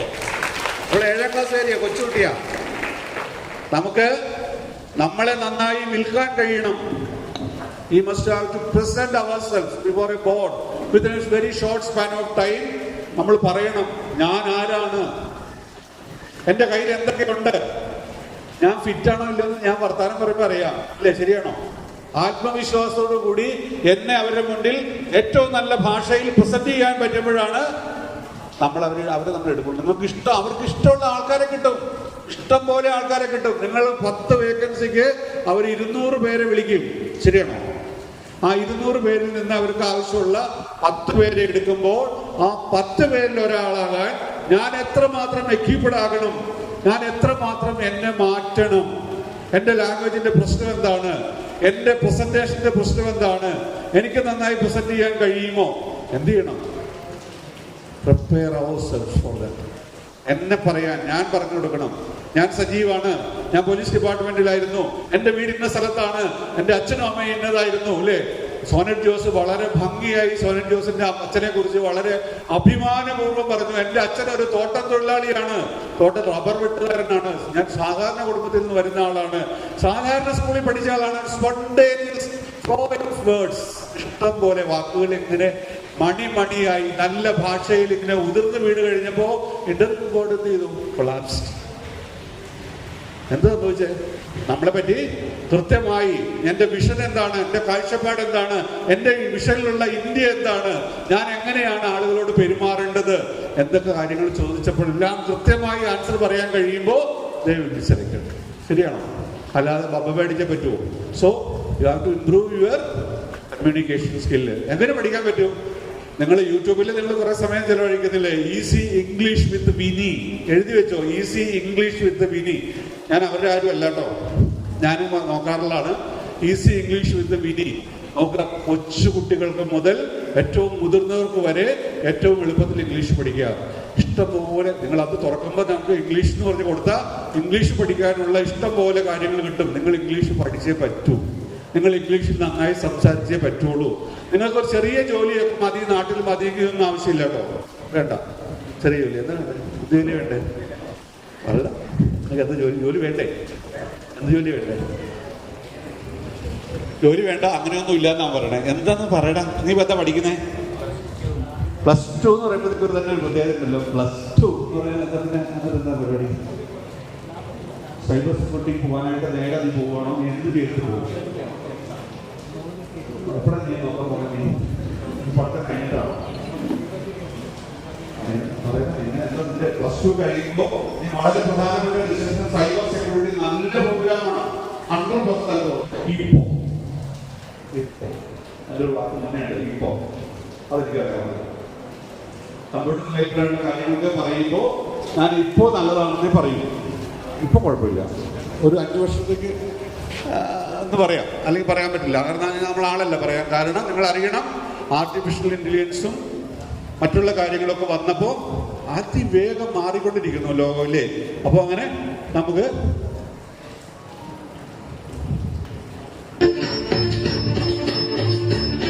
The rapid progress of technology, where robots might take on an incredible, unmatched precision, or even imaginative, it raises a thrilling question when reshaping our world. As we marvel at these futuristic relationships. കേട്ടോ, എന്തൊക്കെ ജോലിയാ ചെയ്യുന്നേ? ആരാ മാറിയത്? കൊയ്യാനൊക്കെ ആള് വേണോ? നമ്മൾ കൊയ്യും, വയലെല്ലാം നമ്മുടേതാകും, പൈങ്കിളി എന്നൊക്കെ പറഞ്ഞ കാലമൊക്കെ പോയി. റോബോട്ട്സ് ഇറങ്ങിയിട്ട് കൊയ്ത് മിനിറ്റിനുള്ളിൽ കൊയ്തിട്ടങ്ങ് ഇറങ്ങി പോകില്ലേ? അത് മെതിക്കും, ചവിട്ടിത്തരും, എല്ലാ സാധനവും ചെയ്യും. ഇപ്പൊ പല കരിയറിലേക്കും വരും. നമ്മുടെ കരിയേഴ്സ് ഞാൻ അതുകൊണ്ട് പറഞ്ഞ് നിർത്താം. നമ്മുടെ പുതിയ ട്രെൻഡിങ് കോഴ്സസ് കമ്പ്യൂട്ടറിൽ ഏറ്റവും കൂടുതൽ, കമ്പ്യൂട്ടർ സയൻസ് നല്ല പ്രോഗ്രാമാണ്, കൂടുതൽ കുട്ടികൾ എടുക്കുന്നതാണ്. ഏറ്റവും കൂടുതൽ പൈസ കിട്ടാൻ സാധ്യതയുള്ള മെഷീൻ ലേണിംഗ് പോലെ, ആർട്ടിഫിഷ്യൽ ഇൻ്റലിജൻസ് പോലുള്ള കോഴ്സുകളുണ്ട്. ഓഫ് കോഴ്സ് മെഷീൻ ലേണിംഗിന് ഏറ്റവും പ്രയാസമാണ് പഠിക്കാൻ, നമുക്ക് അറിയാമല്ലേ? ഏറ്റവും നല്ല ബുദ്ധിമുട്ടായിരിക്കും അല്ലേ? പക്ഷേ മിടുക്കന്മാർക്ക് സുഖമായിട്ട് ചെയ്യാൻ പറ്റുന്ന പ്രോഗ്രാംസ് ആണ്. അതുപോലെ ഡാറ്റ സയൻസ്, ഡാറ്റ അനലിറ്റിക്സ് ഒക്കെ നല്ല സംഗതിയാണ്. റിന്യൂവബിൾ എനർജി എക്സ്പോർട്സ് വലിയ തൊഴിൽ സാധ്യതയുള്ള, വലുതേ തൊഴിൽ സാധ്യതയുള്ള ഒരു മേഖലയാണ് renewable energy sector. Solar energy, green practices, wind power, sustainability, അതൊക്കെ നോക്കുക. ഹെൽത്ത് കെയർ ആൻഡ് ബയോടെക്നോളജി മേഖലയിൽ വലിയ കുതിച്ചുചാട്ടം ഉണ്ടായിക്കൊണ്ടിരിക്കുന്ന സമയമാണ്. Medical research, biotechnology, patient care, sector growth, അങ്ങനെയുള്ള കാര്യങ്ങൾ. Cyber security and digital marketing. Cyber security ആരുടെ പറഞ്ഞേ? സൈബർ സെക്യൂരിറ്റി ഒക്കെ വളരെ പ്രധാനപ്പെട്ട. കമ്പ്യൂട്ടർ സയൻസ് ബിടെക് പിടിച്ചോളണം, അതിനുശേഷം പിടിക്കണം കേട്ടോ. ചാടിക്കടി പോയി എടുക്കരുത്. Cyber security and digital marketing, അതുപോലെ തന്നെ cloud computing, IT infrastructure, IoT, internet of things പോലുള്ള കോഴ്സുകൾ. ഇ കൊമേഴ്സിനൊക്കെ വലിയ സാധ്യതകളുണ്ട്. Supply chain, logistics and supply chain management. വിഴിഞ്ഞത്തെ തുറമുഖം May 2 ഉദ്ഘാടനം ചെയ്തു. ഇന്റർനാഷണൽ തുറമുഖമാണ്. അതോടെ ഭയങ്കര തൊഴിൽ സാധ്യതയുണ്ട് അനവധി മേഖലകളിൽ. IT വീസ്, അതുപോലെ ലാഷറിംഗ്, കണ്ടിട്ടുണ്ടോ ലാഷറിംഗ് ഒക്കെ? IT വീസ് എന്താ? ഇന്റർനെറ്റ് ട്രാൻസ്ഫർ വെഹിക്കിൾസ്, അകത്ത് വണ്ടി മൂവ് ചെയ്യാനുള്ള വെഹിക്കിൾസ് ഓടിക്കുന്ന കാര്യങ്ങളൊക്കെ നല്ല ഫീസാണ്. അവർ തന്നെ കോഴ്സസ് അറേഞ്ച് ചെയ്തിട്ടുണ്ട്. ഇഷ്ടംപോലെ തൊഴിൽ സാധ്യതയുണ്ട്. അപ്പോൾ നമുക്ക് +2 കഴിഞ്ഞ് 18 വയസ്സ് കഴിയുമ്പോൾ ഇമ്മീഡിയറ്റ് ആയിട്ട് ജോലി വേണ്ട ആളുകൾ ഇതുപോലത്തെ സ്കിൽഡ് ആയിട്ടുള്ള ചെറിയ പ്രോഗ്രാംസിലേക്ക് പോയാൽ അവിടെ ജോലി സാധ്യത വളരെ കൂടുതലുണ്ട്. അപ്പോൾ supply chain, logistics and supply chain management മേഖലയിൽ വലിയ മാറ്റങ്ങൾ ഉണ്ടാകുന്നത് നിങ്ങൾക്കറിയാം. നിങ്ങൾ ഇപ്പോൾ സഞ്ചരിക്കുമ്പോൾ നമ്മുടെ റോഡുകളൊക്കെ 6 വരി പാതയൊക്കെ ആയിട്ട് ഡെവലപ്പ് ചെയ്തുകൊണ്ടിരിക്കും.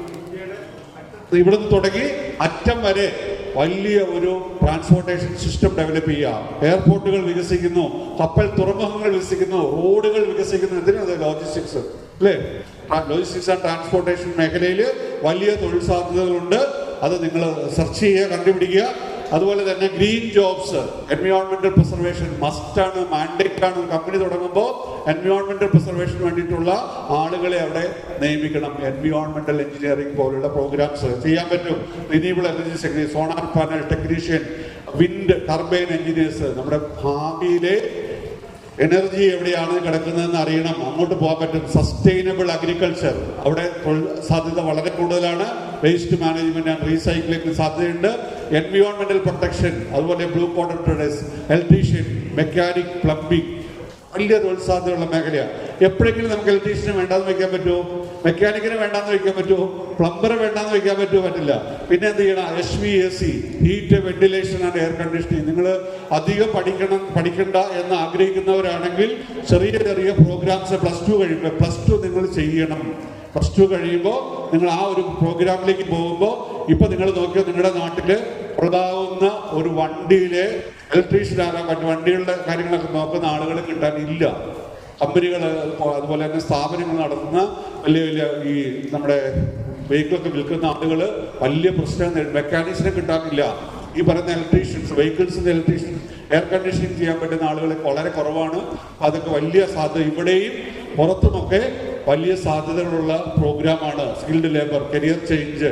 അതുപോലെ ടീം വർക്ക് വളരെ പ്രധാനപ്പെട്ടതാണ്. പ്രോബ്ലം സോൾവിംഗ് സ്കിൽ വളരെ പ്രധാനപ്പെട്ടതാണ്. നിങ്ങളുടെ കമ്മ്യൂണിക്കേഷൻ സ്കിൽസ് വളരെ പ്രധാനപ്പെട്ടതാണ്. നിങ്ങൾ ഓൺലൈൻ കോഴ്സസ്, ഇഷ്ടംപോലെ കോഴ്സസ് നമുക്ക് ഓൺലൈനിൽ ചെയ്യാൻ പറ്റും. ഉഡ്മി എഴുതിയെടുത്തോ, UDEMI, Udemy, Coursera, future aid, future lane അങ്ങനെ തുടങ്ങിയ EDX തുടങ്ങിയ പ്ലാറ്റ്ഫോമിലൂടെ ചെറിയ ചെറിയ കോഴ്സുകൾ നിങ്ങൾക്ക് ചെയ്യാൻ പറ്റും. നിങ്ങളുടെ സ്കിൽ അപ്ഡേറ്റ് ചെയ്യാനായിട്ട് പറ്റും. നിങ്ങൾക്ക് ഡിജിറ്റലി നിങ്ങൾ ഫോർവേഡഡ് ആകണം. ഡിജിറ്റലി ഫോർവേഡ് ആകുമ്പോൾ ഇനി അല്ലാതെ ഇനി ഒരാൾക്കും ജീവിക്കാൻ പറ്റില്ല. 85 വയസ്സും 90 വയസ്സുള്ള അമ്മൂമ്മമാര് ഇപ്പോൾ രാമായണം വായിക്കുന്നത് മൊബൈൽ ഫോണിൽ കൂടെ വായിക്കുന്നത് നമ്മൾ കാണാറുണ്ടല്ലേ. അപ്പോൾ ആർക്കായാലും വളരെ മുന്നോട്ട് പോകേണ്ട സംഗതിയാണ്. പ്രൊഫഷണൽ നെറ്റ്വർക്കിംഗ് വേണം, കരിയർ പ്ലാറ്റ്ഫോംസ് വേണം. അതുപോലെ no your self, your strength determine your optimal path, research തറലി. ആത്മവിശ്വാസം. അച്ഛൻ എന്താ ആത്മവിശ്വാസം കൊണ്ട് പോയേ? നമ്മളങ്ങനെയാണോ? സ്കൂളിൽ പോകാൻ പോകണമെങ്കിൽ അച്ഛൻ വേണം, അമ്മ വേണം. PDC +2 ചേരാൻ പോകുമ്പോൾ അമ്മയും അച്ഛനും കൂടെ വേണം. ഡിഗ്രിക്കായാലും PGക്കായാലും പോകാൻ പോകുമ്പോൾ ആരെങ്കിലും കൊണ്ട് വേണം നമുക്ക് പോയാലേ ചെയ്യുള്ളൂ അഡ്മിഷനൊക്കെ, അല്ലേ? പല കാര്യങ്ങൾക്കും നമുക്ക് വേണം. നമ്മൾ വിടുവോ? ഇപ്പം അച്ഛനെന്താ ചെയ്തേ? അതറിയാം, അച്ഛനറിയാം എൻ്റെ കുട്ടികൾ ഏത് ദുർഘടാവസ്ഥയെയും അതിജീവിച്ചുകൊണ്ട് അവിടെ നിന്ന് കടന്നു വരും എന്ന അച്ഛന് ഉറപ്പുണ്ട്. നമ്മുടെ പേരൻസിനോ ആ ഉറപ്പ് നമ്മൾ കൊടുക്കണം കേട്ടോ. പേരൻറ്റിങ് അല്ല ഇത്. ഞാൻ നമ്മൾ കൈകളും ഇല്ല അല്ലേ, പരസ്പര സഹവർത്തിത്വം അല്ലേ? എങ്ങനെ ചെയ്യുന്നത്? ഒരാൾ മറ്റൊരാളെ സഹായിച്ച് അവരുടെ കുറവുകളൊക്കെ പരിഹരിച്ചുകൊണ്ട് അവർ നല്ല ശുഭാപ്തി വിശ്വാസത്തോടുകൂടി മുന്നോട്ട് പോകുക അല്ലേ? ശരിയാണോ? ഇവിടെ എൻ്റെ മുന്നിലിരിക്കുന്ന ഈ മക്കൾക്ക് എല്ലാവരും ഫുൾ ഫിറ്റാണ്. ഒരു കാര്യമില്ല, കള്ളുടിച്ച് ഫിറ്റാന്നല്ല പറഞ്ഞത്. എല്ലാ അവയവങ്ങളും അതിൻ്റെ പൂർണ്ണതയിൽ ജഗദീശ്വരൻ അതുപോലെ ഗുരുദേവൻ്റെ അനുഗ്രഹത്താൽ നിങ്ങൾക്ക് ശ്രദ്ധിച്ചിട്ടുള്ള വ്യക്തികൾ അവിടെ ഇരിക്കുന്ന കുട്ടികളെല്ലാം. എൻ്റെ മക്കളെ, നമ്മുടെ കിട്ടിയ ഈ വലിയ അവസരം നമുക്കെല്ലാം തികഞ്ഞ അളവിൽ തന്നുകൊണ്ട് നമ്മുടെ മുന്നിൽ നിൽക്കുന്ന ഈ അവസരത്തെ ഏറ്റവും ഫലപ്രദമായി ഉപയോഗിച്ചുകൊണ്ട് നിങ്ങളുടെ ജീവിതം മുന്നിലേക്ക് കൊണ്ടുപോകാൻ, നന്നായി ഒരു കരിയർ സെലക്ട് ചെയ്യാനും ജീവിതത്തിൽ വിജയിക്കാനും ഒക്കെ നിങ്ങൾക്ക് എല്ലാവിധ അനുഗ്രഹങ്ങളും ഗുരുദേവൻ്റെ ഭാഗത്തുനിന്നുണ്ടാകട്ടെ. നിങ്ങൾ പ്രാർത്ഥനയിലും എല്ലാം ഗുരുദേവനെ ചേർത്ത് പിടിച്ചുകൊണ്ട് നിങ്ങളുടെ ജീവിതത്തിൽ ഗുരുദേവൻ്റെ സാന്നിധ്യം ഉണ്ടാക്കിക്കൊണ്ട് നിങ്ങൾ മുന്നോട്ട് പോവുക. എല്ലാ വിജയാശംസകളും നേരുന്നു നിങ്ങൾക്ക് ഏവർക്കും. ഞാൻ എൻ്റെ ക്ലാസ് ഇവിടെ അവസാനിപ്പിക്കുകയാണ്. സമയം 1 മണി ആയതുകൊണ്ട് ഓടിച്ച് ഞാൻ തീർത്തതാണ്. നമുക്ക് ലഞ്ച് കഴിഞ്ഞിട്ട് സെഷനായിട്ട് എടുത്തായിട്ടുണ്ട്. ഇവിടെ നമുക്ക് ഈ മോള് ഒരു ചെറിയ പ്രസൻറ്റേഷൻ നടത്തും. ഏതാ വാങ്ങുന്നത്?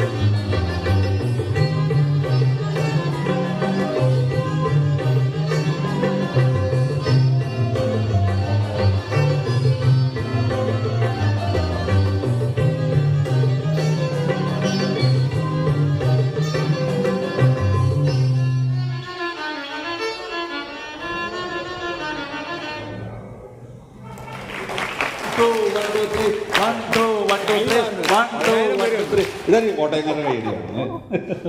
ഓക്കെ, നിങ്ങൾക്ക് ഞാൻ പറഞ്ഞ വിഷയത്തെ കുറിച്ച് എന്തെങ്കിലും സംശയം ഉണ്ടെങ്കിൽ ചോദിക്കാം. നിങ്ങൾക്ക് ഒരുപക്ഷെ കരിയർ ഗൈഡൻസ് ക്ലാസ്സിൽ വ്യത്യസ്തമായി പല കാര്യങ്ങളും, അതുപോലെ തന്നെ എൻട്രൻസ് എക്സാമിനേഷനെ കുറിച്ചൊക്കെ നിങ്ങൾക്ക് എനിക്ക് തോന്നുന്നു അറിയാമെന്ന് എനിക്ക് തോന്നുന്നത്. ഞാൻ അതുകൊണ്ട് അതിനകത്ത് കൂടുതൽ പറയാൻ സമയം തികയാത്തതുകൊണ്ടാണ് പറയാത്തത്. ഒരു കാര്യം ചെയ്യണം, മക്കൾ ശ്രദ്ധിക്കണം. +2 പഠിക്കുന്ന കുട്ടികൾ വളരെ ജാഗ്രതയോടെ ഇരിക്കണം. പ്രത്യേകിച്ച് ഞാൻ പറഞ്ഞു, നമ്മുടെ +2 പഠനം ഒരു മിഡിലാവുമ്പോൾ തന്നെ പല പല പല കോഴ്സുകളിലേക്കുമുള്ള നിങ്ങളുടെ എൻട്രൻസ് എക്സാമിനേഷൻസിന് നിങ്ങൾ ഓൺലൈനായിട്ട് ആപ്ലിക്കേഷൻ സമർപ്പിക്കേണ്ട പീരീഡാണ്. അത് സെപ്റ്റംബർ മാസം മുതൽ തന്നെ ആരംഭിക്കും. പ്രത്യേകിച്ചും ജനുവരി ഫെബ്രുവരി മാസത്തിൽ കൃത്യമായി നിങ്ങൾ ഓൺലൈൻ ആപ്ലിക്കേഷൻ കൊടുത്തില്ല എങ്കിൽ നിങ്ങൾക്ക് പരീക്ഷ എഴുതാൻ സാധിക്കില്ല. പല കുട്ടികളും കരഞ്ഞോട്ട് വന്ന് പറയുന്നത് ഞാൻ കേൾക്കേണ്ടി വരുന്നുണ്ട്. ചില അമ്മമാർ പറയും +2 കഴിയുമ്പോഴാണ് സാറേ ഒരു 2-3 നല്ല കോഴ്സ് പറഞ്ഞു തരണം കേട്ടോ. എന്തിനാത്? എൻ്റെ മോക്ക് പഠിക്കാനാണ്. +2 കഴിയുമ്പോൾ അപ്പോൾ നമ്മൾ കൊടുത്തിട്ടുണ്ടോ? നല്ല എഡ്യൂക്കേറ്റഡ് പേരൻസ് പോലും പലപ്പോഴും ഓൺലൈൻ ആപ്ലിക്കേഷൻ സമയത്ത് കൊടുക്കാതെ വരുന്ന കേസുകളുണ്ട്. അവർക്ക് അറിയില്ല ഇതിനെക്കുറിച്ച്. അപ്പോൾ അറിയുന്നവരോട് ചോദിക്കണം. നിങ്ങൾ പത്രം വായിക്കുന്നില്ല എന്ന് എനിക്ക് 100% അറിയാം. പത്രം സ്ഥിരമായി വായിച്ചു പോവോ? സിവിൽ സർവീസിന് പോകുന്ന കുട്ടി ഒരു ഇംഗ്ലീഷ് പത്രവും മിനിമം ഒരു മലയാളം പത്രവും, ഈ 2 മിനിമം എങ്കിലും നോക്കി പോകണം. പത്രം വായിച്ചു പോയാൽ പോരാ. അതിന്റെ സെൻട്രൽ പേജിൽ എഡിറ്റോറിയൽസ് ഉണ്ടാവും. കറണ്ടായിട്ട് നടക്കുന്ന കാര്യങ്ങളെക്കുറിച്ച് സമഗ്രമായ വിവരങ്ങൾ പ്രത്യേക ബുക്ക് ഉപയോഗിച്ച് എഴുതിയെടുത്ത് പോകണം. അത് എല്ലാവർക്കും നല്ലതാണ്. ഇമ്മീഡിയറ്റ് ആയിട്ട് ജോലി വേണ്ട ആളുകൾ, ഞാൻ പറഞ്ഞു ചില വീട്ടിലെ കുടുംബത്തിന്റെ സാഹചര്യം കൊണ്ട് പല കുട്ടികൾക്കും 18 വയസ്സ് കഴിയുമ്പോൾ തന്നെ തൊഴിലിലേക്ക് പോകാനുള്ള ആവശ്യമുള്ള കുട്ടികളുണ്ട്. അവർ ITI പോലുള്ള ചെറിയ ചെറിയ പ്രോഗ്രാംസ് ചെയ്യുക. നിങ്ങൾ ITI പഠിച്ചാൽ നിങ്ങൾക്ക് ജോലിക്ക് പോയ ശേഷം നിങ്ങൾക്ക് ലാറ്ററൽ എൻട്രി വഴി പോളിടെക്നിക്കിന് പോകാം. അവിടെ നിന്ന് നിങ്ങൾക്ക് ലാറ്ററൽ എൻട്രി വഴി ബിടെക്കിന് പോകാം. +2 ഇല്ലെങ്കിൽ പോലും. +2 ഈക്വലന്റ് ആയിട്ടുള്ള പ്രോഗ്രാംസ് ആണ് അത്. 2 ഇയർ പ്രോഗ്രാം നിങ്ങൾ എടുക്കുമ്പോൾ അപ്പോൾ നിങ്ങൾക്ക് ചെറിയ ചെറിയ സാർ ആദ്യം പറഞ്ഞ പോലെ അനവധി ആയിരക്കണക്കിന് കോഴ്സുകൾ ഇന്ത്യയിലുണ്ട്. 250 അല്ല, ആയിരക്കണക്കിന് കോഴ്സുകൾ. എൻ്റെ സ്ഥലത്ത് സെന്ററിൽ വന്നാൽ ഞാനൊരു വലിയ ഒരു കളക്ഷൻ ഒരുക്കി വെച്ചിട്ടുണ്ട് നിങ്ങൾക്ക് കാണാൻ. ഇഷ്ടംപോലെ കോഴ്സുകളും അതിൻ്റെ സെന്റേഴ്സ് മറ്റുള്ള കാര്യങ്ങളൊക്കെ. അപ്പോൾ തീർച്ചയായിട്ടും എന്തെങ്കിലും ആവശ്യമുണ്ടെങ്കിൽ തീർച്ചയായിട്ടും എന്നെ വിളിക്കാം. നമ്പർ ഇവിടെ കണ്ടു. നിങ്ങൾക്ക് എന്തെങ്കിലും സംശയം ഉണ്ടെങ്കിൽ എന്നോട് ചോദിക്കാം. പേരൻസോ കുട്ടികൾക്കോ എന്തെങ്കിലും ചോദിക്കാം. അല്ലെങ്കിൽ നമ്പറിൽ എന്നെ വിളിച്ചാൽ നിങ്ങൾക്ക് ബന്ധപ്പെടാവുന്നതാണ്. ഓക്കെ, എന്തെങ്കിലും ഉണ്ടോ? സംശയമുണ്ടോ? നിനക്കൊരു സംശയമുണ്ടോ? ഒന്നുമില്ലല്ലേ? നീ റെഡിയാണല്ലേ? Cyber security. ഓക്കെ, അപ്പോൾ എല്ലാവർക്കും all the best. Thank you very much. അതുപോലെ നിങ്ങളുടെ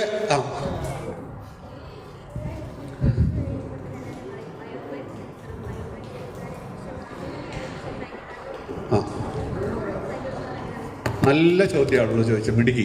അവർക്കൊരു കൈയ്യടി കൊടുക്കണം കേട്ടോ നിങ്ങൾ. ഞാൻ ആദ്യം പറഞ്ഞില്ലേ, നിങ്ങൾക്ക് നമ്മുടെ കോമ്പിനേഷൻസ് എങ്ങനെയാണ്? Physics chemistry maths, physics chemistry biology, physics chemistry biology maths, physics പിന്നെ കൊമേഴ്സ് ഹ്യൂമാനിറ്റീസ്.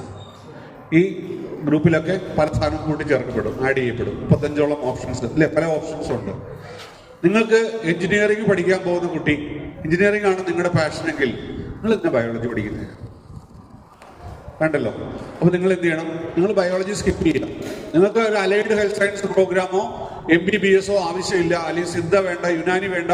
അങ്ങനത്തെ സയൻസ് റിലേറ്റഡ് ആയിട്ടുള്ള അഗ്രികൾച്ചർ ഇതോ അല്ലെങ്കിൽ എൻവയോൺമെന്റ് സയൻസോ അല്ലെങ്കിൽ പ്രത്യേകിച്ച് പറയുന്ന ഫോറസ്ട്രിയോ ഓഷ്യനോഗ്രാഫിയോ അങ്ങനത്തെ പ്രോഗ്രാംസ് വേണ്ട എന്നുണ്ടെങ്കിൽ നിങ്ങൾ സ്ട്രീം ചൂസ് ചെയ്യുമ്പോൾ നിങ്ങൾക്ക് പറ്റുന്ന സാധനം എടുക്കുക. നിങ്ങൾ എഞ്ചിനീയർ ആകാൻ പോകണമെങ്കിൽ നിങ്ങൾ ഫിസിക്സ് കെമിസ്ട്രി മാത്സ് അതുപോലെ കമ്പ്യൂട്ടർ സയൻസ് പോലുള്ള പ്രോഗ്രാംസ് കോമ്പറ്റീഷനിലേക്ക് പോവുക. നിങ്ങൾക്ക് ആവശ്യമുള്ള സാധനം മാത്രം എടുത്താൽ മതി. ഒട്ടും ഇഷ്ടമില്ലാത്ത കോഴ്സ് എടുത്തിട്ട് അവിടെ കിടന്ന് സ്ട്രഗിൾ ചെയ്യുക ഭയങ്കര പ്രശ്നമാണ്. നിങ്ങൾ ഉദ്ദേശിക്കുന്നേക്കാൾ നിങ്ങൾക്കൊന്നും പ്രശ്നം ഉണ്ടാവില്ല. പക്ഷെ അനവധി കുട്ടികൾ, ഏതാണ്ട് 800-ലധികം കുട്ടികളെ ഞാൻ കണ്ടിട്ടുണ്ട് പേഴ്സണൽ 1-on-1 3-3.5 മണിക്കൂർ എൻ്റെ ഒപ്പം. ചില കുട്ടികൾ 4.5 മണിക്കൂർ ഇരുന്നിട്ടേ പോവുള്ളൂ. അപ്പോൾ അവര് ദിവസവും കാണുന്ന ഒരു കുട്ടി ആ ഒരാളെന്ന നിലയിൽ നിങ്ങൾ എടുക്കുമ്പോൾ നിങ്ങൾ വളരെ ശ്രദ്ധിക്കണം. നിങ്ങളുടെ കരിയർ മാറുന്ന ഈ കാലത്ത് നിങ്ങളുടെ കരിയർ സെലക്ഷൻ എന്ന് പറയുന്നത് വളരെ പ്രധാനപ്പെട്ടതാണ്. കൃത്യമായി ആ കാര്യങ്ങൾ ചെയ്തു വേണം പോകാൻ. നമ്മൾ അത് കഴിഞ്ഞ് വലിയ ലക്ഷങ്ങൾ മുടക്കി പഠിക്കാൻ പോകില്ലേ? ഫ്ലോപ്പായി തിരിച്ചു വരും.